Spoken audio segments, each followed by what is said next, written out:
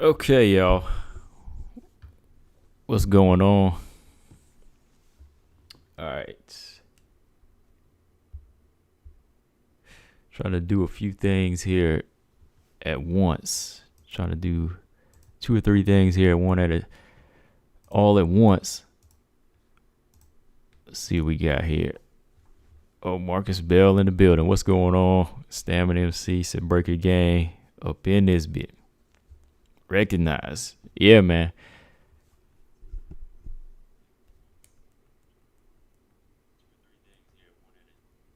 All right, so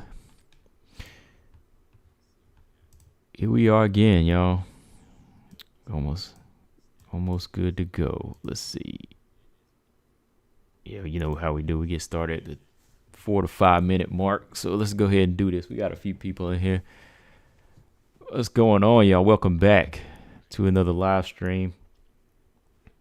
Friday, I'm just chilling, off. Not much going on here. I don't think we got much going on this weekend, do we? No fights this weekend, right? Not till next weekend. I mean, July is supposed to be, it's supposed to be getting lit over the next couple weeks. I mean, what? Next weekend is UFC 264. What else? Then, Marion Renault got her last fight the weekend after that. And then there's another card after that. And then there's one after that. So aside from this weekend, I mean, there's supposed to be like 4 cards in a row. So it's pretty consistent. I mean, we've been having, back-to-back cards in the UFC anyway, so I can do without one this week, man. I don't know about y'all. I mean, I need a little break from trying to watch so many fights. We've been getting an overload, and this weekend I just needed to kind of chill and look ahead, kind of break some other fights down, because 4 cards coming up after this weekend, and then we got Bellator. You got that Denise Kielholtz taking on the champ Juliana Velasquez. So we got a lot of stuff going on in July. So the 4th of July weekend's got to be chill. No fights, grill, chill, do what we got to do, just to kind of let our minds free for a chance.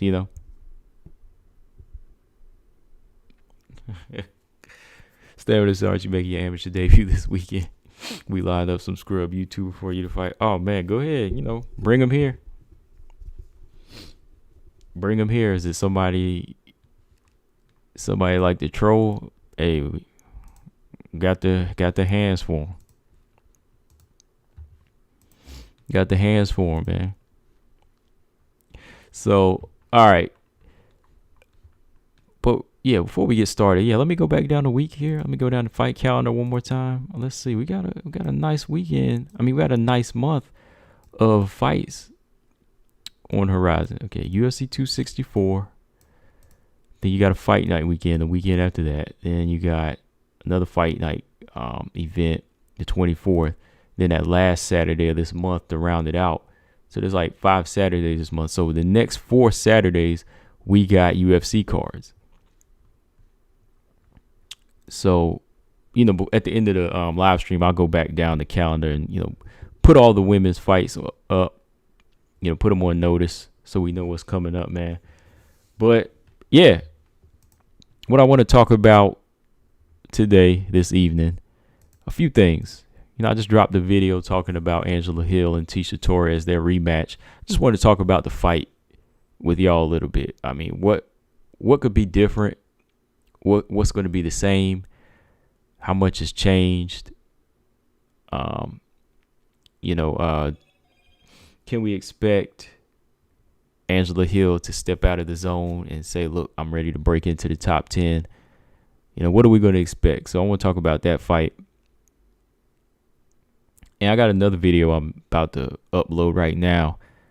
Just straightforward my thoughts on Amanda Ebos calling out Xiaonan. I want to talk about that because I know some people are probably going to disagree, but I'm kind of feeling where where Ebos is coming from with this fight. I mean, when you look at the rankings, you'll say, okay, she has no right to call her out, but let's look at the performance again of Yan and question that. We're going to question that. So those are two major things in the strawweight division I want to speak on. And also update, man, Manon Firo, she just moved up another degree. She got her brown belt. We got to talk about that. Got her brown belt. I shared the picture. She shared it back. So I was like, okay, Manon Firo, she's kind of in there. I'm thinking about trying to maybe get Manon Firo on, but I'd have to have a translator with her.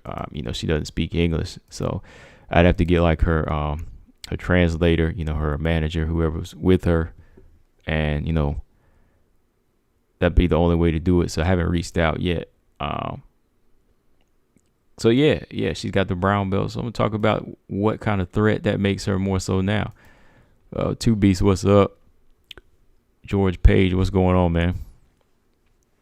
And last but not least, I'm hoping BJ, shout out to BJ from No Filter MMA. I hope he come up in here a little bit later because I want to talk to him about Montana, what type of threat she is. Like, what type of threat is Montana? I mean, what's your definition of threat? Like, I know my definition of threat and potential in the division of any division, man. Like, it could be lightweight, flyweight, featherweight, whatever it is. I know what a potential threat is. I know what potential is, and I know what a threat is. So I know what potential threat means, But BJ was talking about what was he talking about in his last live stream? I caught later, and we were just chatting in his comment section, and he said that Montana can be a threat for Valentina. So I was like, what? You know what I mean? Like, I know.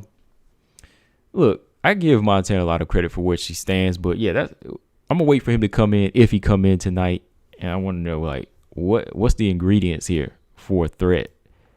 I got to know. Yeah, Marcus, I saw that. I saw she got released. Pacheco got released. This afternoon I turned over from my nap and I saw it. I was like, oh, there's another one gone.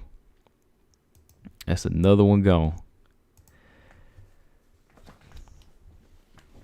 But yeah, like I want to know what the threat is. Like, we're gonna talk about that. That's why I said I gotta put that up here because he believes in her, and I want to know what's the ingredients for a threat to some other people, and other fight fans. But let's backtrack. All right. So, like I said, it's going down August 7th. UFC 265. We got Angela Hill and Tisha Torres about to run it back for their sequel. They about to get a sequel on here, and seemed like they would have a little bit of bumpy road trying to get this fight to be made. Hill, she tested positive. There's a point when Ebos was going to step in and fight Angela Hill. I thought that was going to be a good fight, but Ebos, she had to step out a few times from testing positive herself.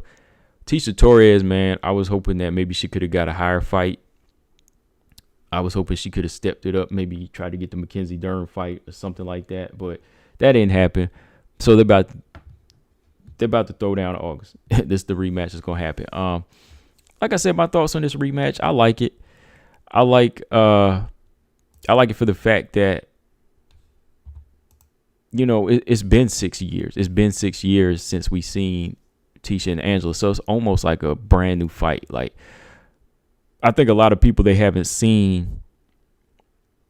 Well, it's almost like between 2015 and 2021, it may not look like a lot, but a lot has changed, as far as WMMA. So I think that them fighting again, it'll bring in new fans to who they are.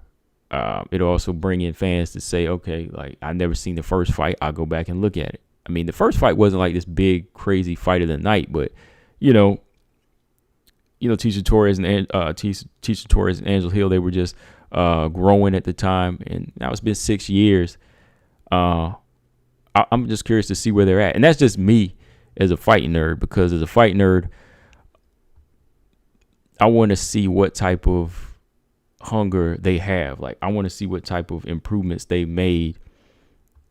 And I want to see if Angela Hill can step up her game and say, look, yeah,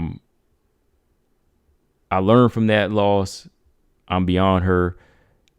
Let me take on a top 10 fighter. Tecia Torres, like, I know the level of competition between the fighters that Tecia lost to is different than the fighters that she just beat recently. Big difference. Her 2-fight winning streak, big difference in her losses. So I want to see if she can bring that same type of energy to Angela Hill. I think she's been kind of revamping herself as more of a harder hitter and trying to come forward a little bit more, be more on offense. Ticia's mostly known for that hand speed and just moving and the speed. But lately, again, it might condone to the competition she's taking on. The competition she's taken has been more open to her offense. Hard body kicks. She's been coming forward, landing them shots, using her strength a little bit more. But yeah, I want to see if she'll do that to Angela Hill now. Just say, okay, I'm above her. Because, that's why Tecia started not take the fight, because he was like, I'm already two spots above her. I want somebody better. I want somebody up in the top 10, above me. And yeah, I ain't gonna lie, I wanted to see Tecia Torres and Mackenzie Dern. I know some people didn't want to see that. I wanted to see Mackenzie Dern and Tecia, what type of threat they be to each other. Would Tecia school her, or would Mackenzie Dern be the first person to stop her? That's what made sense to me. I think Tecia got a lot to stand on, even though she lost 4 fights in a row to elite fighters. Jason Rose said, all due respect to Angela Hill, Tecia Torres deserves a higher ranked opponent. Right. That's what I'm saying. Like, I agree with you, Jason. Yeah, that's what I'm saying. Like, she deserves a higher ranked opponent. Like, I think with the performance she's had in her last 2 fights, and even the ground that she was able to hold against fighters like Joanna, Andrade, Zhang, Marina Rodriguez, she was giving them tough fights. She was giving them girls tough work. She went the distance with all of them. How many people can say that? Like, most people who fight Marina get dominated, that can't fight, that can't stand. Most people that fight Andrade, they get starched. Joanna, they get the brakes beat off of them. I mean, I got to go back and look at Tecia versus Joanna, but I didn't ever really see Tecia get it like Waterson in that fight. I don't know, like, y'all tell me, like, off top, like, it's kind of like a blank right now. I saw the fight. I saw Joanna and Tecia Torres fight, but I don't remember Tecia really getting, like, beat down in that fight. I just remember she couldn't get past the jab or the teep kicks, So, I don't know. Ticia's always kind of held her ground with me, and the only thing I feel like she was lacking was just the reach and the height. That's what's really stopped her, because, I mean, she got the chin, she got the guts, she got the skill and the IQ, but when you meet say if you're a good fighter and you meet a bigger good fighter, then the bigger good fighter is always going to win, if that makes sense. So if you meet Joanna and so on, those fighters are going to win just because they're bigger. But they got the skill too to back it up. So yeah, man, I mean, this go round is going to be interesting. It's not like I said, it's not something I was screaming for, but now that I know it's been so long ago, like 6 years, I was like, damn, it's been that long. Like, yeah, let's see what they got. Let's see what they got. I mean, there was a point where I wanted to see Angela Hill fight Carla Esparza like a couple years ago. I wanted to see what that fight would look like, but this is a good matchup. Tecia, again, her offense is getting better. I think that's something Angela Hill is going to have to look out for in this fight. I think Ticia's going to take more chances in this fight. Stamina said nobody ever got wicked on Tisha in there. No, they haven't, man. She's held her ground no matter what. That's why I say, like, I've been down with Tisha since Invicta, man. Like, I've always been a fan of her. I just kind of lost track with some of the other new fighters that were coming in, and then after that, they were just putting so much shine on other fighters. But yeah, she was always been like one of my first WMMA fighters on the map that I was watching, and I was like, this girl got speed and she's got skill. BJ, what's going on, man? Yeah, BJ, come on in a little bit later, man. Like, in a little bit. Like I said, I want to talk about Montana, man. Like I said, I just want to know the threats, because I talk about Manon Firo, Miranda Maverick. I know what type of threats they could be, potential threats they could be for the champ, but I need to know about Montana, because I'm still disagreeing with you, man. We have our disagreements, but we ain't childish about it. You know how I do, man. I just want to know. Fill me in on something I don't know. Yeah, BJ. Yeah. Post that link, BJ. Post that link to your interview. That was good, man. Jesse Millet. Y'all check out his interview with Jesse Millet. That was good, man. I was asleep. That was my sleeping time, so I had to go back and watch it this afternoon, man. So, yeah, BJ, post that link to that interview in there.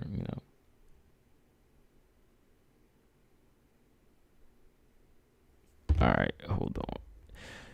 Yeah, so Stamina said nobody ever got wicked on Tisha in there. No,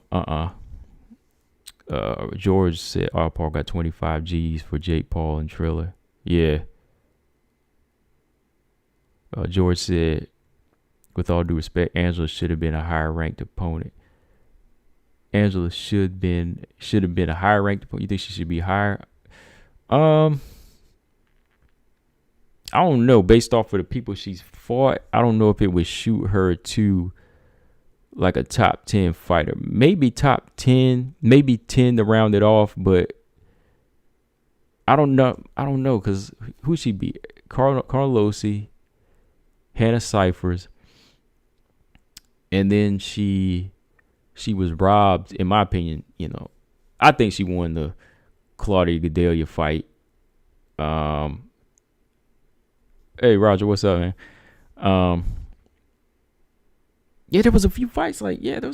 She had won that should have pushed her up to the ranking. That's why I think they kind of robbed her of that, man. They kind of robbed her of that Claudia Gadelha fight. And I think that would have pushed her into the top 10, George. Yeah, you're right about that. Like, she should be higher.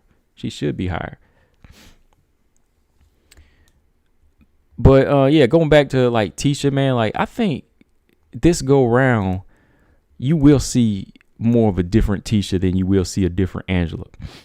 I'm just being honest. Like, I think Tisha has made more changes to her game, and I just see her making her improvements. She's out here working with different fighters. I see her training now with Andrea Lee.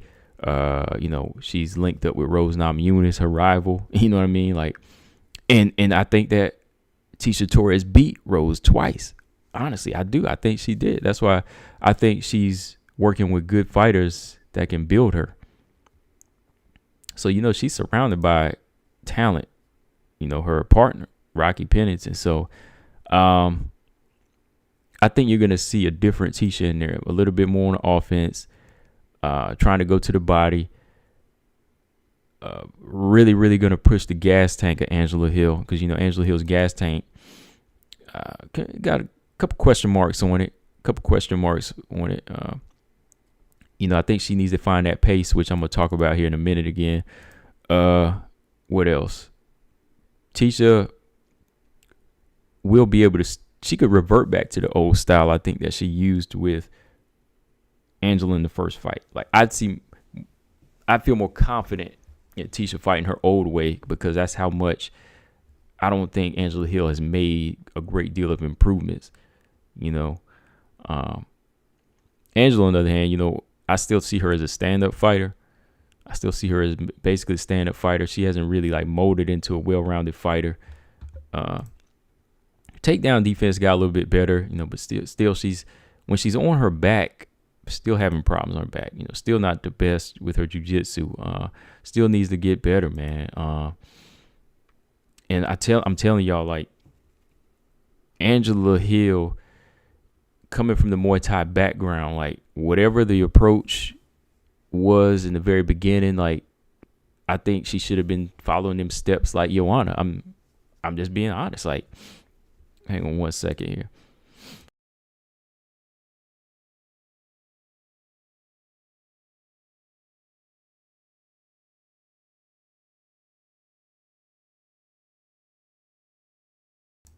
All right.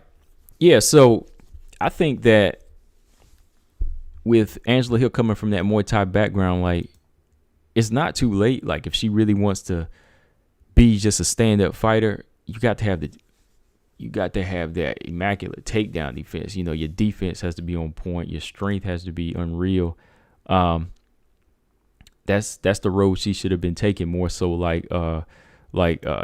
Like Joanna, if you want to be a stand-up fighter, your punches got to be straight. You got to be busy. Your cardio's got to be it's got to be 110%. You know, it's got to be 110% when you go in there.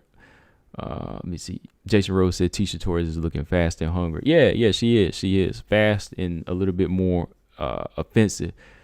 She seems to want to come forward a little bit more and attack the body. She put more power behind her kicks too. That's the one thing I noticed. I was like, I like what I'm seeing.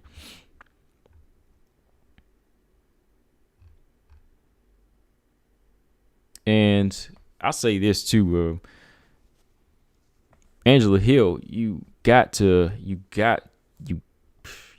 become a, like I'm not a person that recommends people go for the knockouts, but Angela Hill got to turn into somewhat of a finisher.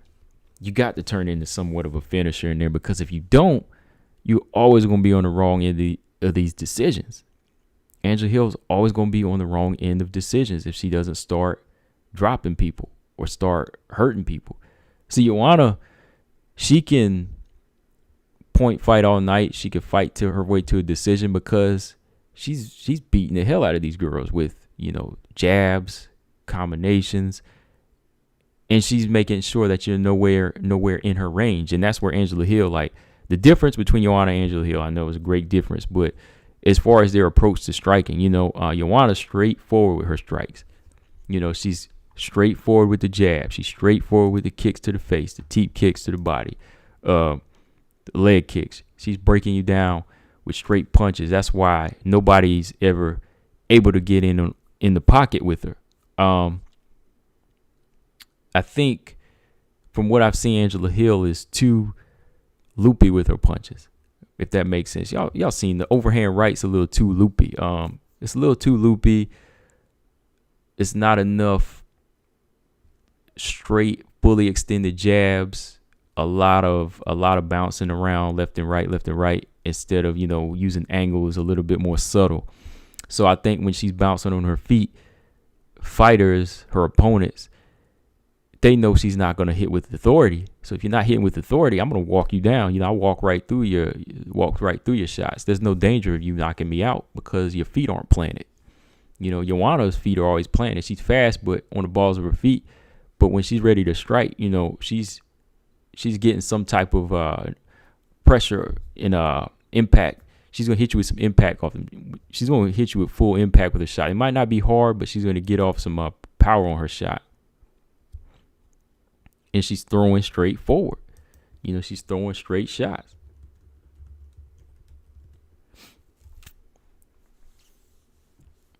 So I don't, you know, it's just a big difference there. That's why I say both coming from a Muay Thai background, but you can see why Angela Hill hasn't progressed, because she doesn't commit enough to shots to break fighters down. Like, I got a video coming. Like I said, I'm gonna break down the point fighting style. You know, I came, you know, from slap boxing. You know, he's a slap box back in the day, and you know, when you slap box, you got to know how to frustrate people, and you got to know how to pop people with shots, get out the way, and just do this all day. You know, I pop people up the middle with slap boxing, hit them in the stomach every now and then, and I could do that all day. You know what I mean? Like, I ain't gonna knock you out, but I would just do that to have fun and frustrate you, you know? So I think that Angela has to take that approach, have fun. Robot Chickens, what's up, man? that's something you got to have fun with in there. If you're going to be a 5-round fighter or a point fighter, turn it into something fun, man. You got to turn it into something like keep away. Like, I can hit you, but you can't hit me. Like, don't waste your time trying to throw your hardest punches if you're not a hard puncher. Don't try to go in there and say, oh man, like, watch this, I'm gonna get fight of the night by trading blow for blow with somebody. No, man, you don't do that. Like, Angela's got to be more straight up the middle, straight to the point with the right hand and the jab, man. You got to be straight with the punches. I think Angela Hill, like, the best style that would suit her, I mean, agree. I don't know. Like, the best style that would suit Angela Hill in the strawweight division to advance would be like a Caitlin Chikagan approach. Like, Caitlin's approach is chaotic, but why? Okay, if Caitlin's got no power, then and she ain't got no skill, then why is Caitlin number 2 right now? Why is she number 2? It's working for her, right? The style works for her. And I think Angela Hill, she needs the gas tank. She needs the rhythm. She got to find that rhythm to go in there and bounce in and out, touch, move, keep your hands on your opponents all the time. And that impresses the judges, man. That really impresses the judges. Like, we all said Viviane Araújo beat Caitlin Chikagan, but I can see where Caitlin won that fight. Because when I went back and watched it, I said, okay, Caitlin is constantly putting her hands, like, front kick, jab, not doing a great deal of damage, but she's touching Viviane Araújo while Viviane Araújo is sitting back, So Angela Hill got to go into this fight with that same mentality, like, keep the short fight on the outside, just keep touching them, just keep touching them. Don't let them hit you, just keep touching them, Ain't got to be the hardest punches, but don't let them touch you, just keep hitting them. You got to do that for 3 rounds. You can't be gassing out. I mean, perfect example, going back to Caitlin, like, at her press conference, she said, my cardio is crazy. My style is chaotic. My cardio is better. My IQ is better. All of that. That's what I'm saying. People don't understand. Cardio is a big part of a fight, man. Cardio is going to keep your ass in the fight. I'm just saying, like, they have to understand, like, cardio is a big part of it, especially if you want to be a stand-up fighter and you want to go in there and throw these combinations. You can't throw a 3-punch combination, gas out. You can't blow your load in the first round and then be gassed out in the second. So, I mean, I'm not trying to bash Angela Hill. I'm not at all. I'm just saying there's some things that need to be added to her game to become a better point fighter. She's never gonna get those close decisions, so you gotta turn that junk around in your favor, man.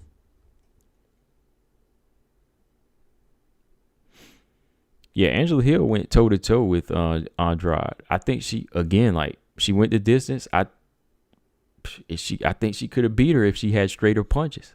I'm gonna say that. Like, people gonna disagree with me on that. Angela Hill could have beat Jessica Andrade that night if she had straighter punches. Her punches weren't straight enough, and her stance wasn't good enough to get off the best shots and get out of harm's way. I might have to go back and watch that fight again, but that was a good fight, though. Andrade no way showed Angela Hill that type of respect like she did with Joanna, because her punches weren't straight enough down the pipe. They weren't straight enough down the pipe to knock her back. So, yeah, that's just something I was thinking about Angela Hill for a while. Like, always on the feet, always finishing fights at the distance, but you ain't going to get it. You ain't going to get them close decisions like against Waterson and so on if you don't put some more firepower behind your shot and a little bit more commitment to straighter punches.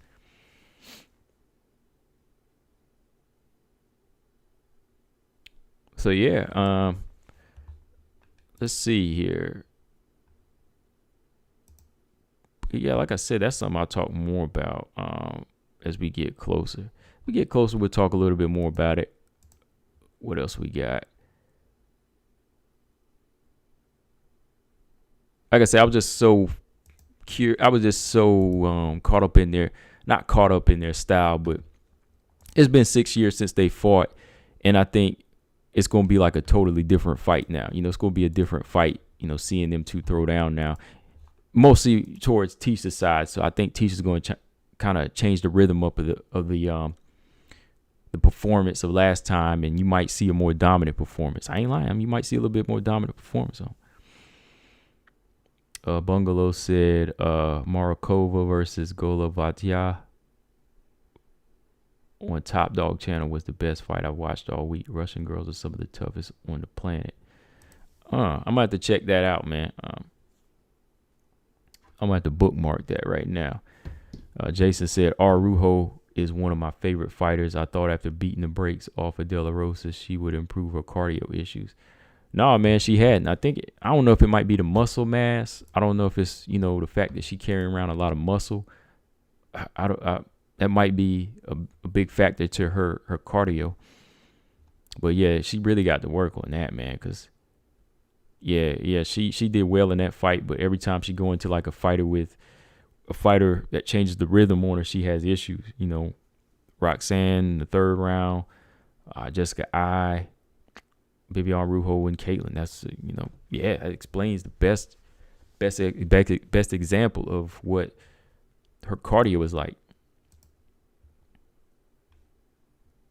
But let's jump to this next one. Xiaonan versus Amanda Ebas. I ain't even gonna say like it's a real fight, but let's just say Amanda Ebas called out Xiaonan. All right. This video taking long to upload. I was actually, where is it? Damn, I got a video uploading. It's taking forever. Well, y'all can listen to it after the live stream. We'll talk on it now, because while it's uploading, I just kind of want to know y'all's thoughts on Ebas calling out Xiaonan.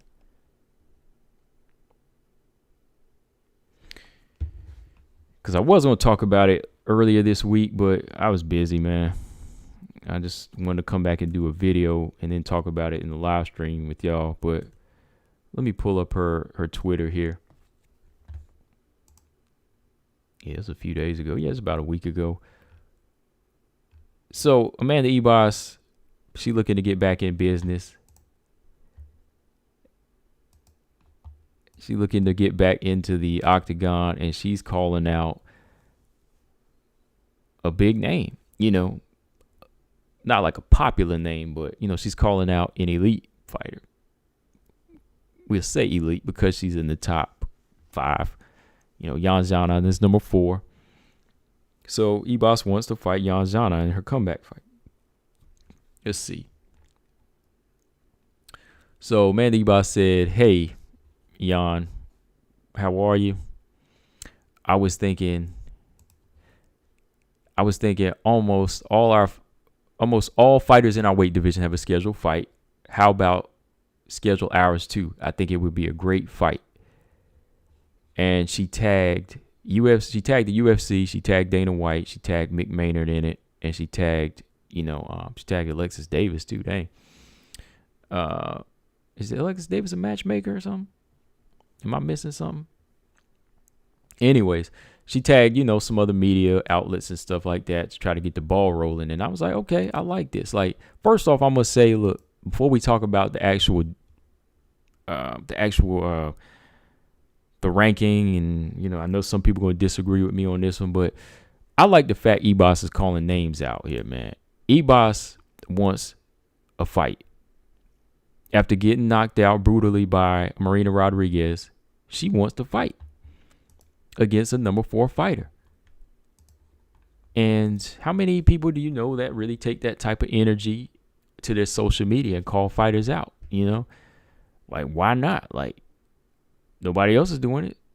She's using the social media platform to the best of her ability. Smart. You go straight to the source. You say, okay, I want this fighter. They have a Twitter, so why not tag them? Tag Dana, tag the UFC, tag everybody else, and maybe we can make a fight. Cynthia Calvillo took that approach, right? Calvillo, she called out Andrade. She got a fight coming in September. You make the matchmakers' jobs easier when you do stuff like that. So that first, I'm cool with. I'm going to say that, that's the call out energy is good. Now, as far as the matchup, look, I'm all for it. Stamina said, Ibas, Yan, take my money, I watch. Exactly. So you agree, see? A lot of people won't agree, I feel like, because they think that Amanda Ibas is being, privileged. They're going to think, okay, Amanda Ibas is, she's not worth that fight because she just got knocked out. Well, again, who else is calling fighters out like that? Who else wants to grow? Right now, she wants it. And she's showing you that by calling the fighter out. She's calling them out right to their face, basically, social media. She's saying, look, I'm tagging you. I'm not at a press conference. I'm sending this message directly to you, and I want to make this fight. I don't care if I'm number 11. I don't care if you're number 4. Everybody else is taking at the moment the fights I want. I'm Angela Hill. Amanda Ibas wanted to fight Angela Hill, but they both been testing positive. So why not make this fight? Not just okay. So it's not just because she called her out. That's one thing that'll make it a good fight because she's gonna come and she's gonna perform because look, she wants to get that number 4 spot, or she wants to get into the top 10, right? But it's also a fight that makes sense right now because aside from the ranking, how much of a difference really is there between Xiaonan and Amanda Ibas as far as elite? I mean, we could talk about resume, right? Yeah, Xiaonan has more wins, has some better wins. She's at 6-fight winning streak. But when we start looking at what happened, Xiaonan versus Carla Esparza, when we look at that and see how bad she was dominated, how bad she was beat, we got to kind of go back and look at the resume, right? We got to kind of go back and study it. Like, I knew that what she did to Karolina Kowalkiewicz, that, that was going to happen. She's a better striker than Karolina. Style-wise, it made sense. Better striker than Claudia Gadelha. There were some scares in there. But let's see, who else did she fight? She beat Angela Hill. But when you put her in there with the fighter like Carla Esparza, who's got that style that she's not used to, and she doesn't have the takedown defense, and she can't fight on her back, that's what happens. So, Xiaonan, I got to give her credit for getting to the top 5. I got to give her credit for that. She got to the top 4 with the right opponents. But that didn't necessarily make her an elite fighter. That didn't necessarily make her a well-rounded fighter that was going to be prepared for those fighters. That's why I say she's kind of in the same boat as Mackenzie Dern. Mackenzie Dern, on the other hand, is getting a little bit better with more than one more weapon in her arsenal. Mackenzie Dern, she's always got the jiu-jitsu to rely on. That's her. But she's getting better with her striking. She's getting a little bit better with her wrestling. She's working.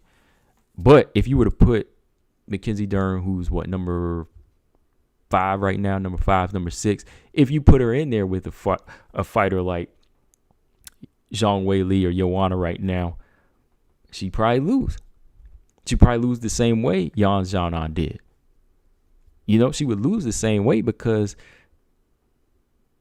she's not ready for that. And I think same thing with Xiaonan. Right names got her there, right timing, right moves, but put that opponent in there and boom, like Carla Esparza, a veteran, and that potential to go for the title gets knocked out. So I think when we do just study her as a fighter technically as well, and then you match up somebody like Amanda Ibas, like they're almost, they're polar opposites. Like Xiaonan was stopped by a ground fighter.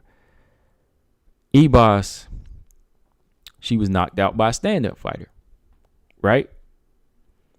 So in a way, they kind of need each other right now. They kind of got to build off of each other. I mean, what do y'all think? They got to build off of each other right now.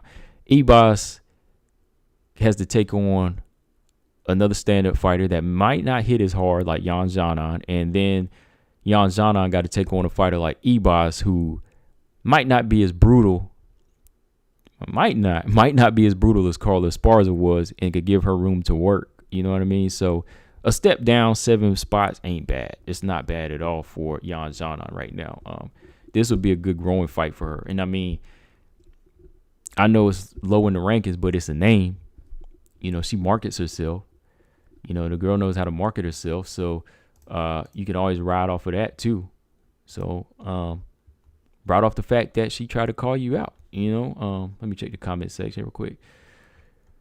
All over here talking. Let's see.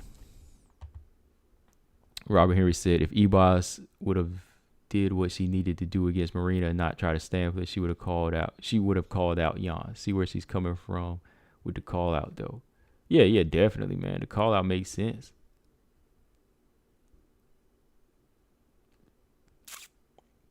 Some could look at this as being an opportunist, but what else fighters she be looking for? I like just about any call out in that division. Right. Yeah.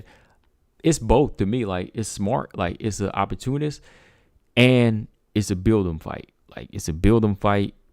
It's an opportunist. You know, she being an opportunist. Some of the stuff that other fighters that are higher ranked than her aren't doing right now. You know, other fighters that are higher than her, they're not even doing. Like, she's doing the work. Like, okay, like, I may have got knocked out by Marina Rodriguez, but shoot, screw privilege. I just want to fight. You know, screw privilege. Give me the fight. Nobody calling this person out. Hey, you just got knocked out. You just got stopped. Yo, I just got stopped. Hey, let's fight. You know what I mean? Robert Henry said, could look at this as being, oh, okay.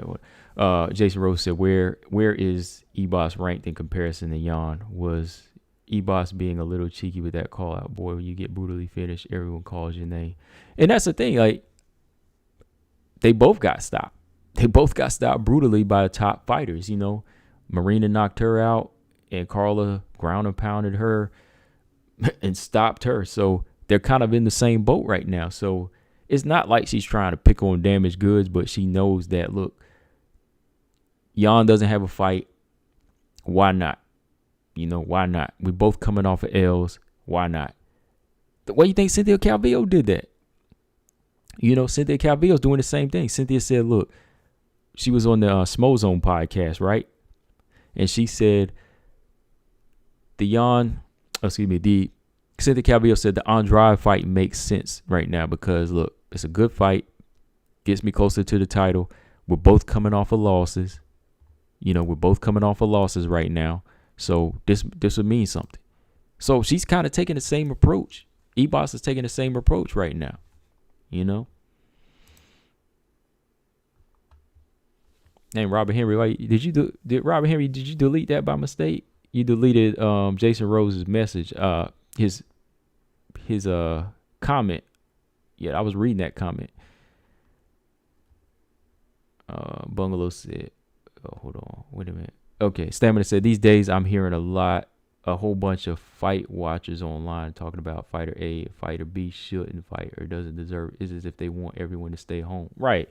Yeah, that's what I'm saying. Like, I can't say it at this point. Like, I can't say that Ebas doesn't deserve this fight, and I can't say that Jan shouldn't take this fight, because to me, with the situation that they're both in right now, this is a good build-em fight. It's a good build-em fight. If Jan Jana is number 4 and she wants to hold that spot, you got to beat her. You know, because right now, Jan Jana, the way she's looking, she's not going to beat Zhang Wei Li. And I don't think she's going to beat Rose. And I don't even think she would, but she ain't going to fight Tisha Torres. But I think that Tisha Torres would beat Jan Jana right now. I mean, even before they had fought, even before she fought Carla, I think Tisha Torres would beat her, you know?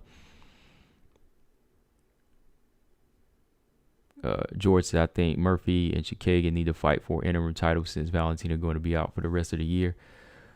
I don't think she is going to be out the rest of the year. I thought we talked about that the other day. Yeah, Roger said isn't going to be out the rest of the year. Yeah, I thought she'd probably come back in like November, December. And I don't want no interim fight between them two. They already fought before. They fought before at bantamweight, but I think that Murphy and Valentina is the fight to make now. No need to wait. No, dang, Robert Henry over here hiding, and what is Robert Henry doing? He okay. He got rid of his comment and he hiding people. Okay, Marcus Bill brought him back. Okay.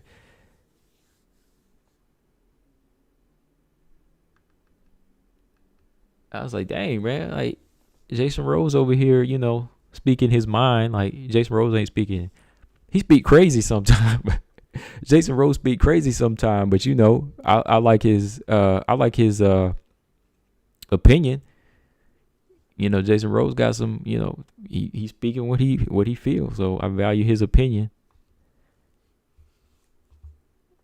Jason Rose said apparently Jean doesn't have a fight, ground game, or grappling coach. Oh, wow. You said she didn't have ground. No, not really. Not really. Like, she's kind of in that Marina Rodriguez boat where they got to work on that takedown defense and build off of the last fight and say, okay, why did we get taken down? Where are we weak at? Why are we weak on our back? Is our core strong?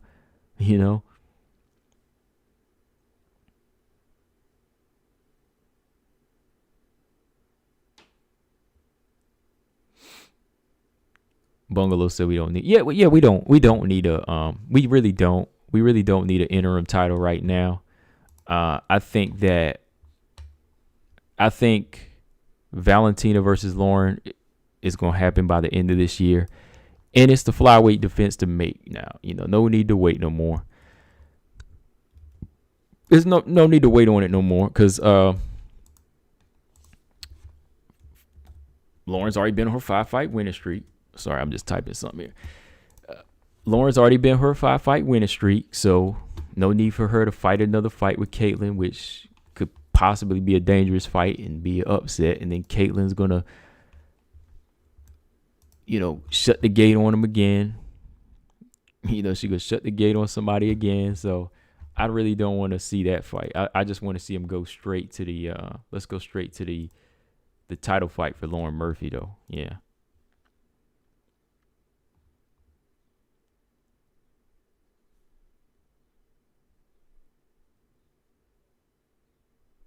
BJ said, now what was said about Montana? Okay. Hold on, man. Yeah, we're gonna talk about that in a minute. Yeah, that's part of the thing here. So, okay, let me go back now. Yeah, but Ebos calling out Xiaonan, it does make more sense than people can think, man. It makes more sense than people think. Like, with the situation going on with her and Xiaonan, as far as, like I said, kind of skyrocketing to that top 3. And I say skyrocketing, I mean, I know she fought a good number of fighters to get to where she is, but I just say skyrocket because I think there was still some things that needed to be seen, and maybe 1 or 2 really good former elite fighters need to be on her resume. Like Caitlin Chikagian kind of damaged goods whenever Jan took her on. Claudia Gadelia, that's a good win, but I would have needed to see maybe like another former elite fighter in there with Jan before we just throw her in there with somebody like Carla Esparza. See, I mean, everybody was picking Jan Zana to beat her, but I couldn't do it, man. I was like, Carla got a little something going for her right now, and I just couldn't see that, man. Yeah, Rob, I was like, damn, man, you over here blocking people.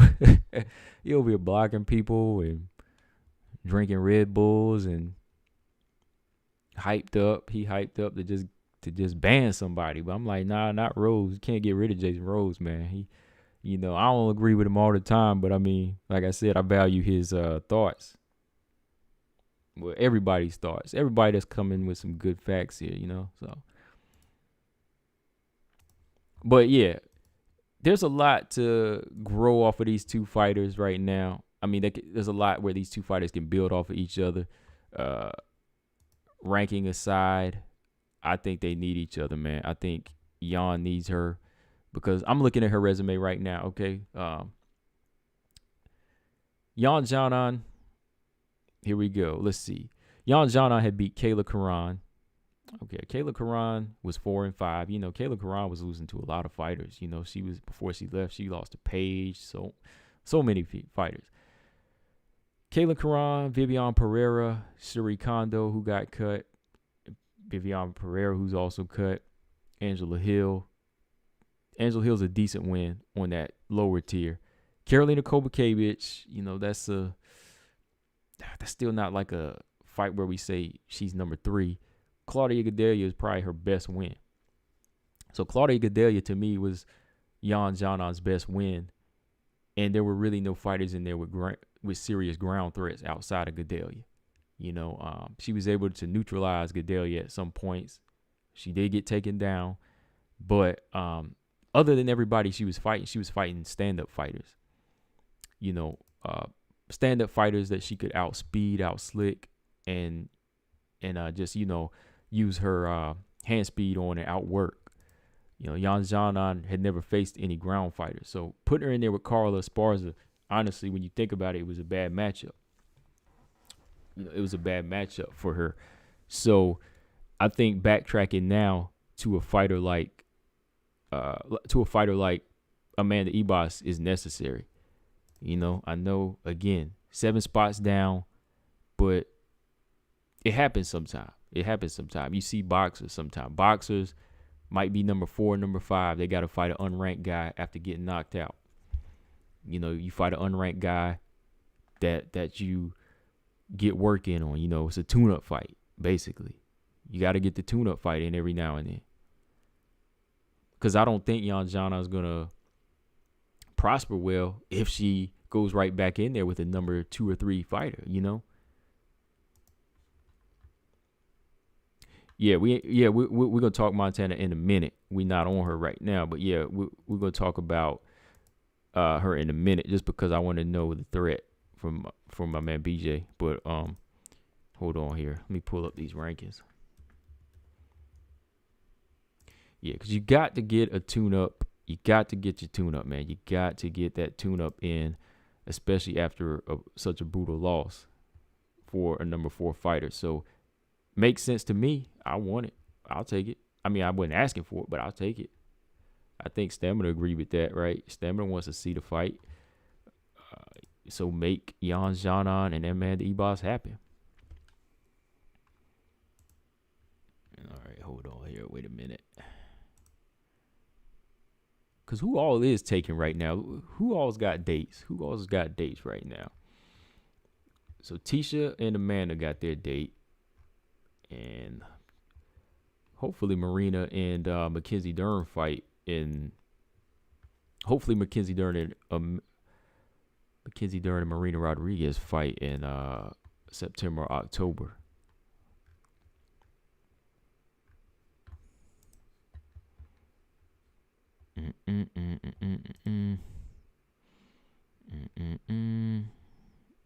All right, here we go. All right, yeah. So let's start with where Amanda Ibas is at number 11. So above her, Tisha's taken. Michelle Waterson, she's coming off her fight to Marina.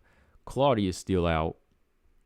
Nina Ansaroff is, I think Nina Ansaroff is moving up to flyweight, right? She's not making a return to 115. And then Mackenzie and Marina might fight in September, October.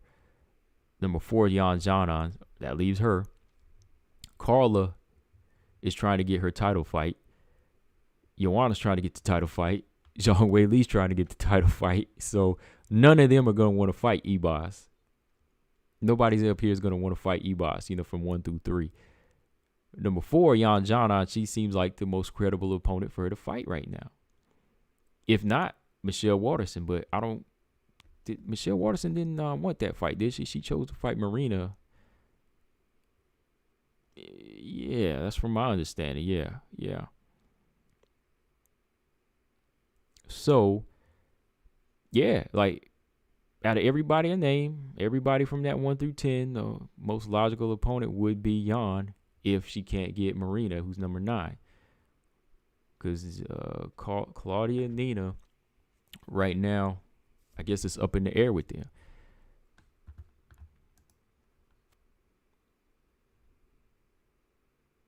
To be said, Rose versus Carla should have been signed several weeks ago, in my opinion. Yeah, man, like that fight should have been one, man.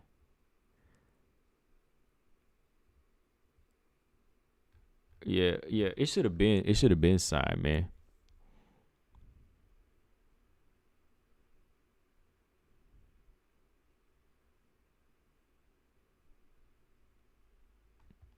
Yeah, Robert, I am doing some links in a minute here. One more thing I just wanted to speak on. This is gonna be quick too. I am doing some links, so I was just getting some stuff off my mind here. But yeah, let me know what y'all think. Like, what do y'all think overall? Jan versus Amanda. Do you like the fight? I like it. Ebos ain't really being like she's not really trying to. I think she's playing the game right. She's still fighting, but at the same time, she knows that she still has a little bit of other hype behind her. You know what I mean? Like the looks thing, the eye candy thing. So she's that, but she's also a fighter. Like to me, she's still calling out big names. Like Amanda Ebos is still gonna call out big names. You know, so she's putting everything together the right way. Like she ain't just playing the IG model thing. You know, she's fighting. Amanda Ebos still fights. I mean, she needs to get better, but she's still a fighter. You know, I think I get that energy from Amanda Ebos that she wants to be champion. Yeah, scratch that. She's not just a fighter. She wants to be champion. You know, she wants to be champion. So Ebos, I can't knock her. At a number 11, give her the fight. What do y'all think? Yes or no? Answer that for me, please. Jan versus Amanda. Do you like it? George said goofy. Yeah, she goofy, man, but she will beat your behind, man. She goofy, but she whoop some tail, man. I mean, she took the wrong approach in Marina Rodriguez, but hey, she'll fight. She'll fight you, man. All right, so yeah, shout out to let's jump to this next. Yeah, shout out to Manon Firo. Y'all see it? Hold on, I'm gonna have to sit. Let me post it up here. Shout out to Manon Firo, but Manon Firo posted on her IG that she is a brown belt. She's a brown belt now. You know, she posted this on her IG that Manon Firo just moved up from purple belt to the brown belt, man.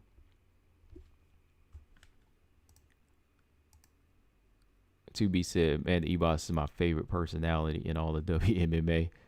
Yeah, I think so there's a market for her. There's a market for her. Yeah, this is an open link to Beast. Yeah, man, it's an open link night. You know, it's a Friday night. I'm just talking some WMMA topics, and I'm just kind of chilling out. So you know, if you want a link, give me an email address, or no, don't put your email address in the chat. You know, if it's private, let me I put a link in the chat here. I'm gonna put it up for a little while, then All right, hold on. Yeah, that's what I do. I'm gonna put a link. Well, I'll send it here because y'all already got it. So yeah, whoever want to come in for a little bit, I'm just chilling right now.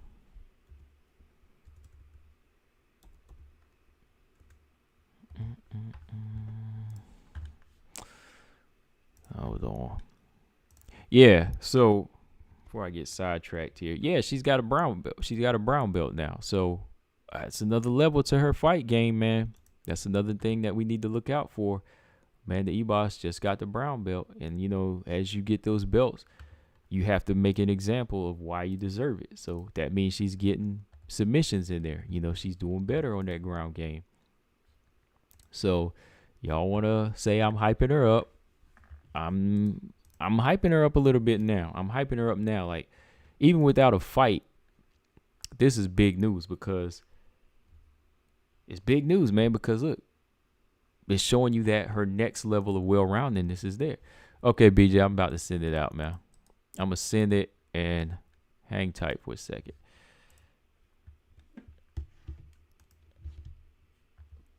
All right.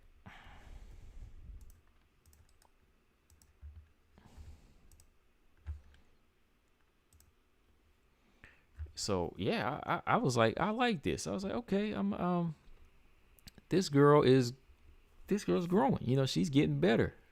And that's just what I wanted to see out of her as a, you know, as a prospect going to come up. You know, I know that we've always been saying, okay, this is what she does. Okay, this is it. You know, she's just a striker. But no, she's been working. And I think I mentioned that in some past videos that she is a purple belt.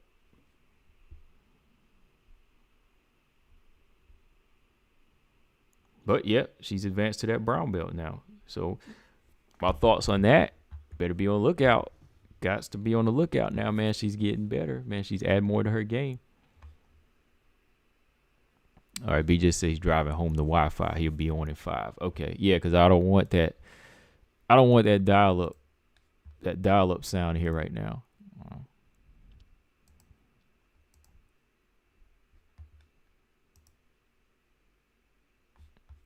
Hold up. Where are we at?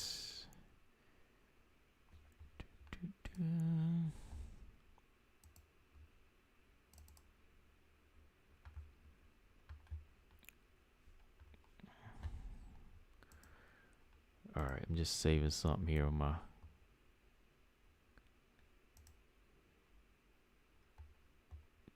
desktop here. Yeah, man.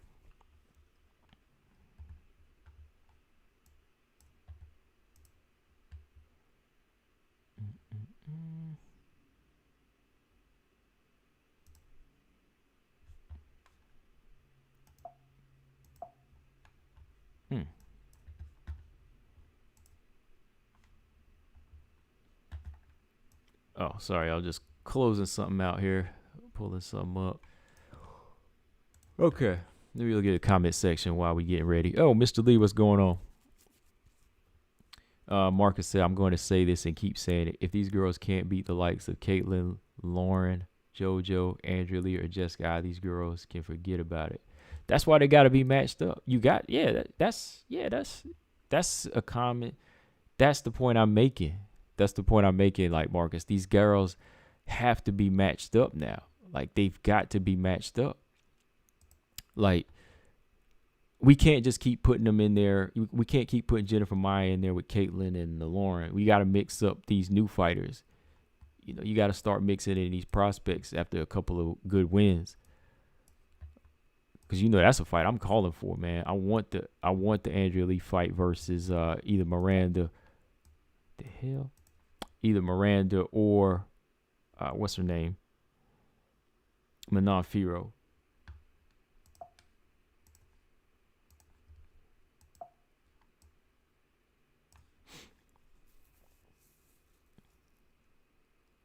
Jason Rose said Miranda Maverick. Is she okay? Miranda Maverick is a brown belt. Is Maverick one of the best grapplers in the flyweight division? I think she's one of the best on her level. Like, that's the thing. Like, people don't understand. Like, it takes a lot. It takes a lot to say, okay, so and so is going to be the best in the division. Like, the best in the division going to be your top 5 or your top 10. You know, Miranda is one of the best grapplers on her level, man.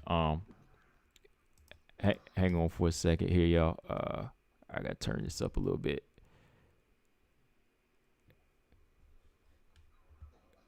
All right. Robert, here we got this background noise. He about to come in here. I'm gonna mute him for a second. Hold on.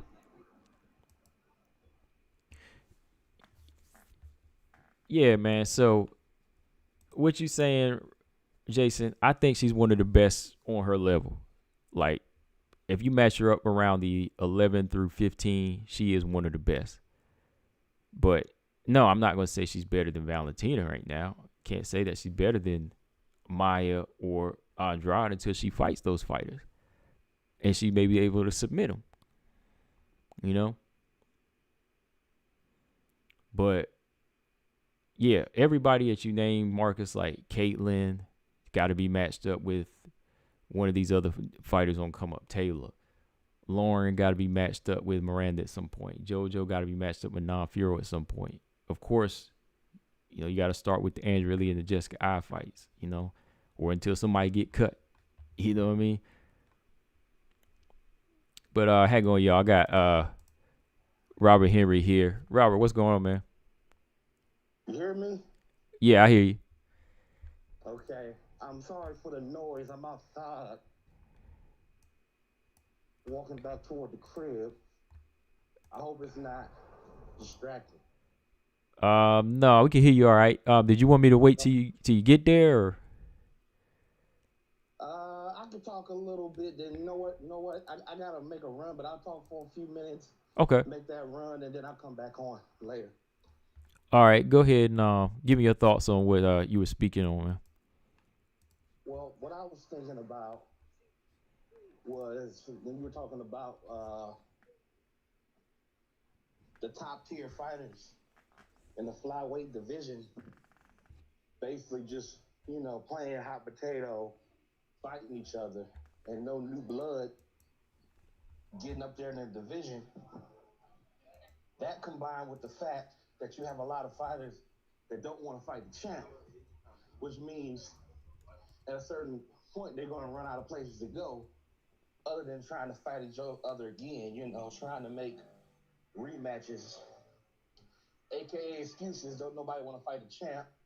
And I have a funny feeling, I can't prove it, but a lot of the fighters that you have on the screen, where your three horsemen, I feel like eventually certain fighters are going to be wanting to duck them. And they're going to clog up the middle of the division, right? So I was thinking, it's rare that we can use boxing these days in a positive light to describe what needs to happen in MMA. But you saw that fight with Tank Davis and what's his name, Burroughs? Barrios? Yeah, I saw it. Right. That's how you do it right there. There was a title on the line. Two fighters wanted it. And they just duked it out. And neither one of them gave in to the other. Like, Tank was not going to win that fight. Well, he may have won it on points, okay? He may have. But you could see that the way the other dude was fighting him was like, you're going to have to put me out because I'm going to keep coming. And I like he didn't make no excuses when he lost. It was all good. I mean, I feel like that's what's supposed to be happening in the flyweight division right now. Like, they need to be, the girls need to be in there like, look, I want to be the best. I don't want to sit back like Lauren Murphy and say I wanted the best. I want to be the best. Bring on the best. So that's what I feel needs to happen right now. Okay. Until that happens, it's going to be slow. And I feel like the flyweight division, it has some of the most potential. And it's just a lot of stalling going on. Like, I want to see more fighters challenge themselves. So, again, look at Amanda Heath. Look, she in the Divas division. Give me number 3. Give me number 4. Give me, you feel me?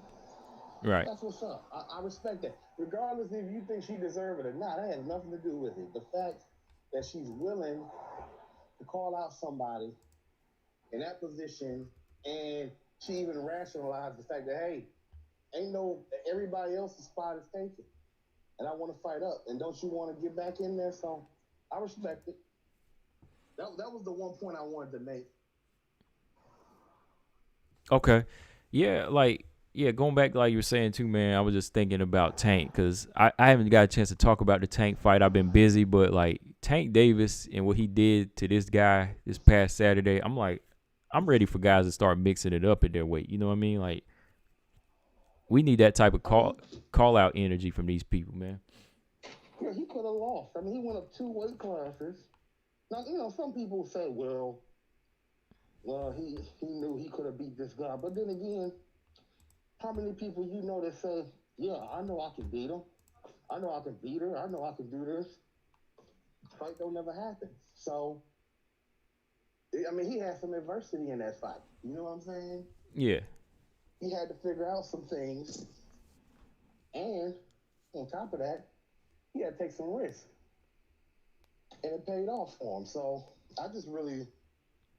the reason why I like Manon and fighters like that, even though they still got something to prove, they want to do it. You know what I'm saying? They're not turning down fights. They really want to be there. And it's like people like Manon have like a business workman like mentality. Like, let me go in here and do what I got to do. Right. Versus let me theorize about what should happen, But yeah, man. So I don't know if I read the description. I know you're talking about Manon and a few other things in terms of the division. But Oh, let me ask you this then before you go. Like I said, Montana De La Rosa, like what type of threat is she for the champion now? Like versus like, see, I see something in Miranda, which I'm gonna talk about when BJ get here, but like I see something in like Manon, Taylor, and Miranda, but like what is it in Montana that is a threat, if you see any? well, I'll be honest with you. The only threat that Montana could be to the champ is the fact that two things, and they're almost like one. She is game, so she'll go in there. I mean, I've seen her be in fights that she was losing and she was still coming. So it ain't for lack of heart. And the highest compliment that I've ever gave Montana De La Rosa is if she senses that she can finish you, she's gonna go for the finish in the fight. I respect that. I respect the hell out of that. But will she be in position to threaten Valentina? No, I don't believe so. I think Valentina is gonna pick her apart. But let me say this: I don't think she's gonna get there because in order to get there, you got to be consistent. And while she has improved, Dang, got cut off, man. Well, he can come back in. Hold on. And all right, got BJ from No Filter MMA now. Yo. All right. Yo. It's a lot of shit talkers in this live chat, baby. Let's roll. Uh oh. All right. All right, BJ. First off, man, look, you know me and you were chatting in your comment section the other day, man. Your live stream, man. Like, tell me something good, man. Tell me something, man. I asked you, and I'm gonna ask you again. What kind of threat is Montana De La Rosa to the champ, man? Not just to the champ, to the whole division, cuz. Okay. Nah, man, the thing is, Montana dude, listen. The thing about Montana dude, and I can keep saying it till I'm blue in the face, combo. I'm almost blue in the face, bro. It's the kill switch, bro. It's the kill switch. You know what I'm saying? When Montana De La Rosa gets you where she wants you, she's trying to finish you. See, that's the difference between Andrea Lee. You know what I'm saying? That's the difference between Alexa Grasso. You know what I'm saying? Fighters like that versus fighters like Taylor Santos, Miranda Maverick, Montana De La Rosa, dude. Manon Furia. You know what I'm saying? Those are the 4 horse ladies, bro. I'm telling you. They gonna mess up that top 5. They gonna mess up them people who sitting so comfortably in those positions at the top of flyweight. You know what I'm saying? Those girls gonna mess up, gonna dethrone some of those girls that's sitting comfortable, like Chukagian, like Lauren Murphy. You know what I'm saying? Jennifer I probably not, but the rest of them, bro, they coming for them. They coming for them girls. They coming for them spots, bro, because they want them spots. All right. So What is it like? I know you said the kill switch, but what kind of improvements has Montana made in her past few fights that make us say it's maybe like she could beat some top 10 fighters? What improvements has I think her striking, dude.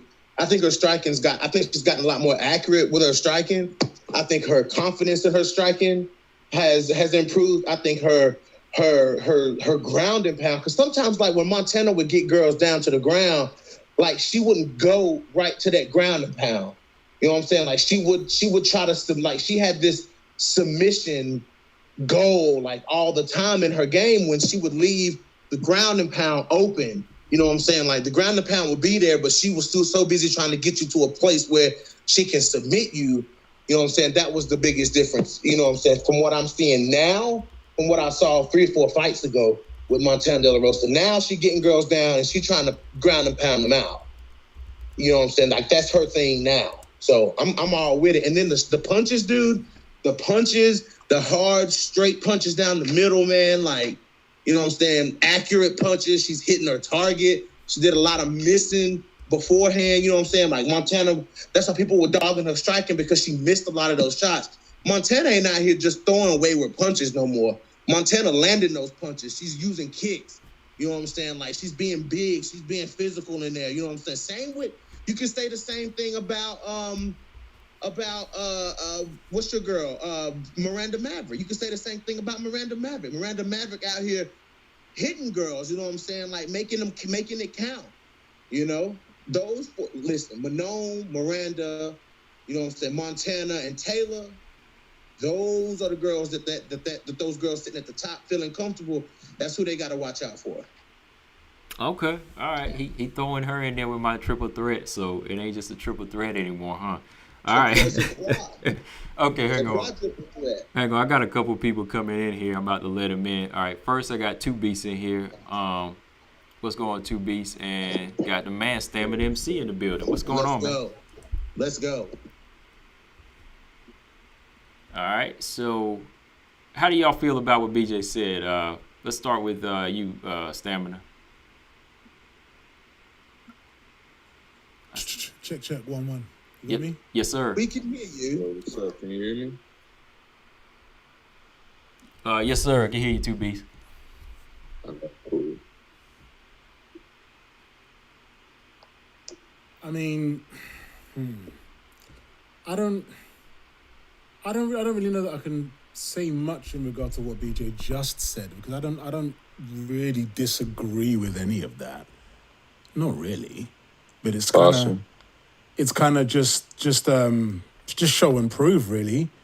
Like we've seen what I would interpret as being excuse me. I've seen what I would call Montana's ceiling a few times during her UFC tenure. So, you know, this whole kind of like reinvention, evolution 2.0 type thing that he's championing now, I'm not going to be like, no, that's bullshit. I can't say that. I don't even follow her on social medias to even watch her train or see who she's bringing in to train with her. I don't know what she's doing as to reinvent herself. So I'm just going to watch. I'm just going to wait and see, basically. All right. What about you, Two Beasts? What do you think about Montana? Let's see.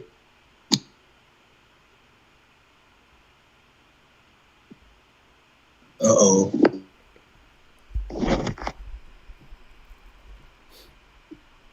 Hang on, I think his mic straight. Montana, honestly, I don't have enough, like, you know what I'm saying? I haven't seen enough of her fights, you know what I mean? And like I'm relatively new to like following everything, you know what I'm saying? So I couldn't like give a real good analysis of it. Okay. Yeah, she's one of the fighters that's, you know, kind of in the lower tier. You know, she's been in the top 15. You know, she's been in and out the top 15. And that's why I be pulling his chain, because, you know, she'll get in there. she has a good string of wins, a certain type of fighters, but she hasn't really risen to that occasion. You know what I mean? Like, so you got to see where I'm coming from with that, BJ. Like, I'm not feeling like she's the threat like they are. So BJ was essentially saying that like she the biggest threat to Valentina. That's not what I'm saying. Nope, that's absolutely not what I'm saying. I'm saying her, Manon, Taylor, Miranda, with their styles and their skill sets, present a danger to anybody sitting comfortable in the top 5. And as far as Valentina Shevchenko, I think all of their styles, you know what I'm saying, in different ways, present threats to Valentina. It's only a matter of time before Valentina lose, man. She's not going to stay untouched at 125 with all of these fighters, with all of these different skill sets. Like I said on my podcast the other night, Valentina can nullify a lot of stuff. She can. But can you honestly say that you see a shutout on the feet against Manon Furiat? I'm just visualizing here. Like, do you see her shutting down Manon Furiat on the feet? Probably not. Do you see her muscling up Taylor Santos? Possibly. You know what I'm saying? That's possible. You know what I'm saying? Miranda Maverick, very well-rounded. Miranda Maverick can go anywhere, can do anything. You know what I'm saying? Montana De La Rosa, kind of in the same boat as Miranda Maverick. Very well-rounded. Does a lot of stuff well. Her superpower is her ground game, her kill switch. You know what I'm saying? These girls got kill switches, man. Like, you know what I'm saying? Like, that's what a lot of girls in the top 5 are lacking, is that hunt for the finish when they get you in that position. You know what I'm saying? Like, Manon, if you let Manon finish you, she gonna finish you. You let Miranda finish you, she gonna finish you. You let Taylor Santos finish you, she gonna finish you. You let Montana finish you, she gonna finish you. That's the point I'm trying to make. Right. They're dangerous fighters, bro. And if you don't recognize them as dangerous fighters, I don't know what to say, man. I don't know what to say. Oh no, I think she's a dangerous fighter. Look, don't get me wrong. I think she is dangerous. I just think that there has to be a balance with her where, she's got to be ready for these technicians that pick her apart. You know what I mean? Like, yeah, that's true. That's true, and that's because Montana's had a lot of fights in the UFC, and we've seen her against different styles of people.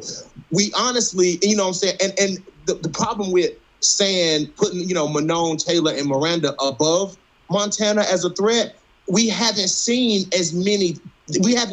them tested as much as we've seen Montana, only because Montana has had so many fights in the UFC. We haven't seen somebody figure out Miranda Maverick. We haven't seen somebody figure out Manon Furiat because they haven't, and Taylor Santos, they haven't fought enough people.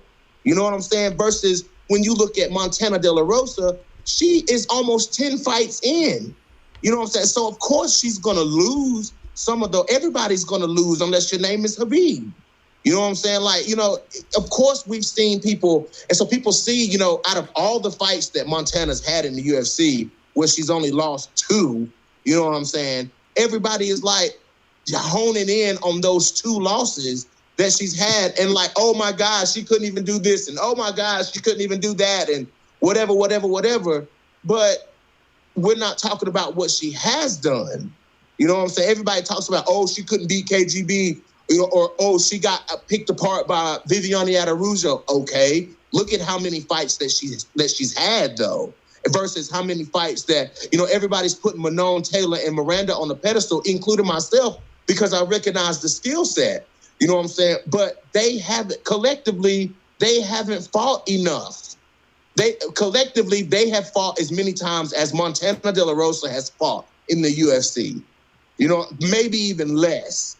So it's kind of like, Montana's not leading that pack. You know what I'm saying? Like that's where I am lost when people talk about, when you talk about those 3 combo, that's where I get lost. I'm like, how we not putting Montana in there when Montana has an extensive, she's got fights in the UFC. These 3 don't really have that many fights. Right. Okay. I'll tell you why I put them over her is because of what I've seen from Montana. Like, okay, she has more wins than them, but the people she's beat no longer in the UFC, right? But I'm gonna always kind of give her a hard time with them fighters that she lost to. That's what I'm saying. Vivian Rujo, Andrea Lee, she did get picked apart in those fights. She had her moments, but those are the type of technicians that made me say she's got to advance to this next level. I'm not seeing that next level, but like when I look at Manon Firo, former UAE champion, in my opinion, she beat a featherweight in Leah McCourt, but she lost that fight. I think that her skill sets have been kind of speaking for themselves, just showing you that she's kind of a placing out of her class right now.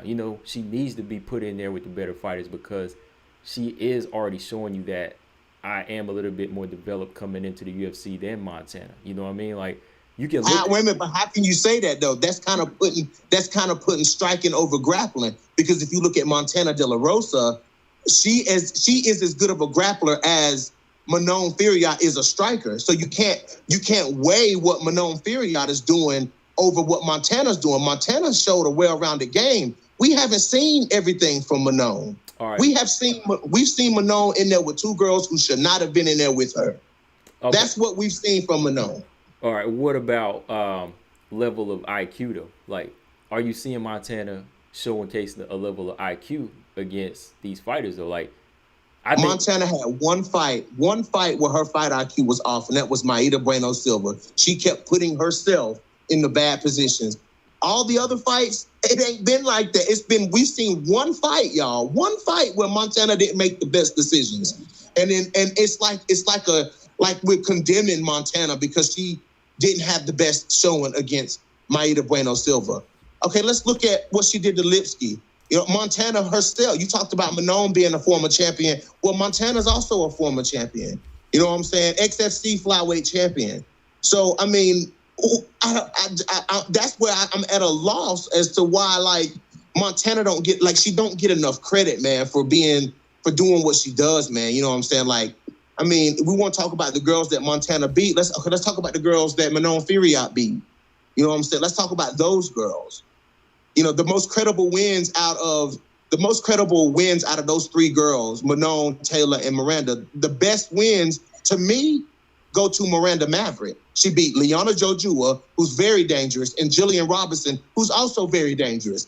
Those are two solid wins under Miranda Maverick's belt. Manon and Taylor, yeah, Taylor has a win over Jillian Robinson, but other than that, what has Taylor Santos really done? You know what I'm saying? And Manon Firiat beat Tabitha Ricci and Victoria Leonardo. Like those are not solid wins. But to play devil's advocate, I do recognize that skill set in those three fighters. Hey, these fighters can fight. They got to show us a little bit more, but they can still fight. You know what I'm saying? But as far as when it comes to Montana De La Rosa, Montana to me has done more than all three of these girls. You know what I'm saying? And I feel like she should be, if we're talking about lower level, the girls on the lower level that's a threat, she should definitely be in that conversation. Most definitely. Above Miranda, Taylor, and Manon. I don't know. Like, it's just because she hasn't advanced. Like, she hasn't, hold on. Oh, never mind. Yeah, she hasn't advanced, like from the names that she's beaten by now. For how long has this flyweight division been around now? For like 5 years. It's been like 4 years. 4 years. Going on 5 years, right? I'm thinking that these, with these levels of fighters, she should have been stepped up. I know, look, she's like 26 years old, but she's been in the division since the early 20s. We should have been seeing some more from her by now. But we can't help the matchmaking though. Like, you know what I'm saying? Like, if when Montana lost to KGB, what happened? She went back to fighting unranked girls. Mm-hmm. Then she gets in the rankings. She loses to Viviane Araújo. They kick her out of the rankings. You know what I'm saying? Versus fighters like KGB lose 4 in a row and still has a number beside her name. You know what I'm saying? Like, I mean, I agree with that. Yeah, I definitely agree with that. Because, I've been saying that. Like, Andrea Lee been on, like, the 3-fight losing streak, and, she's still there, Right. So with stuff like that being said, like, Montana has not had the best matchups. You know what I'm saying? Like, she hasn't had the best matchups. But once I feel like this improved Montana, you know what I'm saying, with the strike, everybody, let's back up a year and a half ago when I was talking about Montana De La Rosa. Everybody was like, okay, well, her striking's not that good. Okay, I didn't agree with that then, and I don't agree with it now. But what we can say about Montana is that her striking has improved. We can't say it hasn't. It has improved. You know what I'm saying? Montana landing hard, sharp, crisp punches out there. She works a good jab. She's incorporated some kicks into her game. You know what I'm saying? Like, Montana is willing to fight anywhere the fight goes. And you know, that's what I recognize. That's what I've always recognized in Montana. Even when her striking was ugly, she was still landing punches on girls. You know what I'm saying? So, I mean, it is what it is with me. Like, that's just how I feel about, you know, this flyweight division, is that the girls who should be getting the spotlight are not getting it. Viviane Araújo, I'm going to say it and I'm going to say it again. She ain't got no business where she's at in this division. She has no business where she's at. Andrea Lee should be fighting for scraps right now. You know what I'm saying? Andrea Lee should be fighting Liana Jojua. She should be fighting, you know what I'm saying, Tracy Cortez. That's who Andrea Lee should be fighting. Because if Montana De La Rosa went on a 3-fight losing streak, she'd be out of the UFC. I will say that. Okay, look, I'm not really like a big Andrea Lee fan, but I couldn't make the argument that she did win that Lauren Murphy fight, though. You know, that was kind of robbed from her, and that she did lose a close decision to JoJo. So it's not like, it's almost, okay, look, yeah, I am going to have to kind of go back because, like, Andrea Lee's losses are like Tisha Torres. They were close. She put up a good fight, and she still showed some heart and gave these fighters work. I'm going to have to give her that. She didn't go in there getting outclassed and you know, just beaten and totally those 50-50 fights that the judge could say either way. Right. Exactly. Pretty much.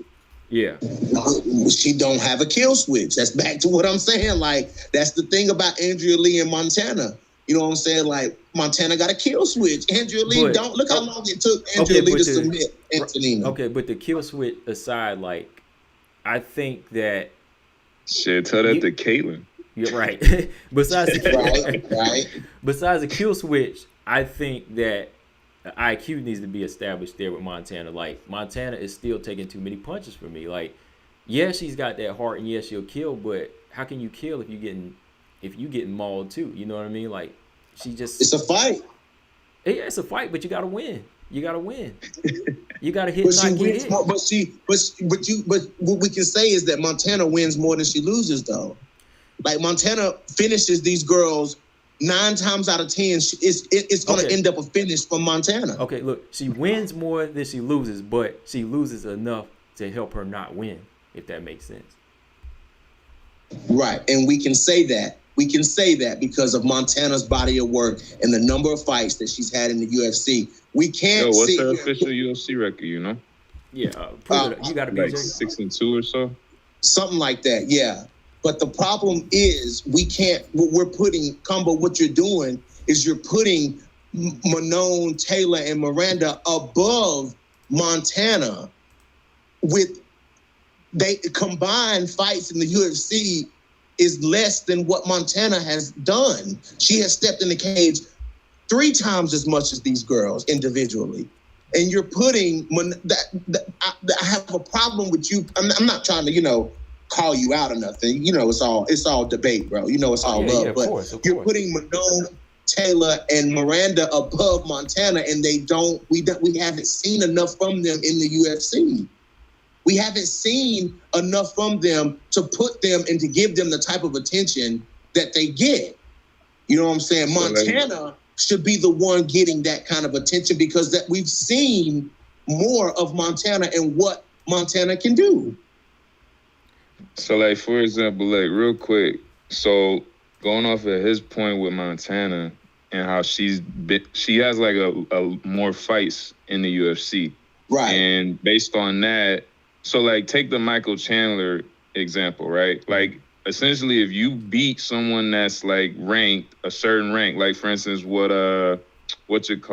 Jessica Andrade did, for example. So, like, I know she got, like, a whole different body of work, and she been in the UFC. She's a former UFC champion. But essentially, if you come in, regardless of how many fights you've had in the UFC, and you make a huge splash, like, for instance, if Manon was to come in like she did, first round finish, even though it's only 2 fights versus Montana's, you know, X amount of fights. Like, if she were to do that against, like, number 5 and number 3, respectively, then it's like, yeah, even though she only got 2 fights versus Montana 6, you know what I mean? So it really just depends on the body of work that you... Manon hasn't done that, though. Manon has fought 2 girls who should not have even been in the UFC. Right. You know what I'm saying? Like, she's fought, like, in Taylor Santos, her biggest win is Jillian Robertson, who everybody dogs. You know what I'm saying? And Miranda Maverick's biggest win is Jillian Robertson. You know, which to me, that's the only reason that I put Taylor Santos and Miranda Maverick in the conversation, is because, for one, Miranda Maverick has beat not only 1 but 2 of the girls that I think are very dangerous in the division, and Taylor Santos beat 1. You know what I'm saying? So it's like, okay, they get kind of credit, but Manon, like, we putting Manon in the conversation? Like, so that's kind of a stretch. How many of Montana De La Rosa's fights were against opponents that you put on the same level as Jillian? Because you said, like, Jillian is like the credible. Not really any of them.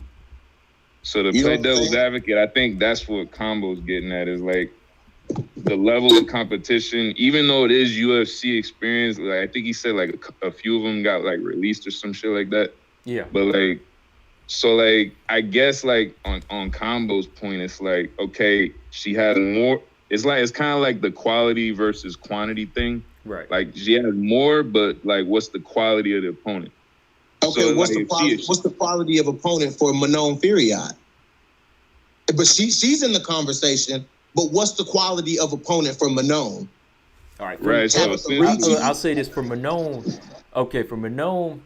Okay, yeah, she only has 2 wins, but she's unranked too. You know, she's unranked. Montana is ranked. So, all right. But when you look at her fight against Victoria Leonardo, I know you said she don't deserve, but she won the contract. She won the contract, and a lot of people were actually picking Victoria Leonardo to beat Manon Fiorot. And I told everybody, no, Manon's got the tools. I was like, she's going to stop her in 2. And what happened? She stopped her in 2. So that shows you that people were overlooking her, but they were looking at Victoria Leonardo, who was seen as a higher level fighter.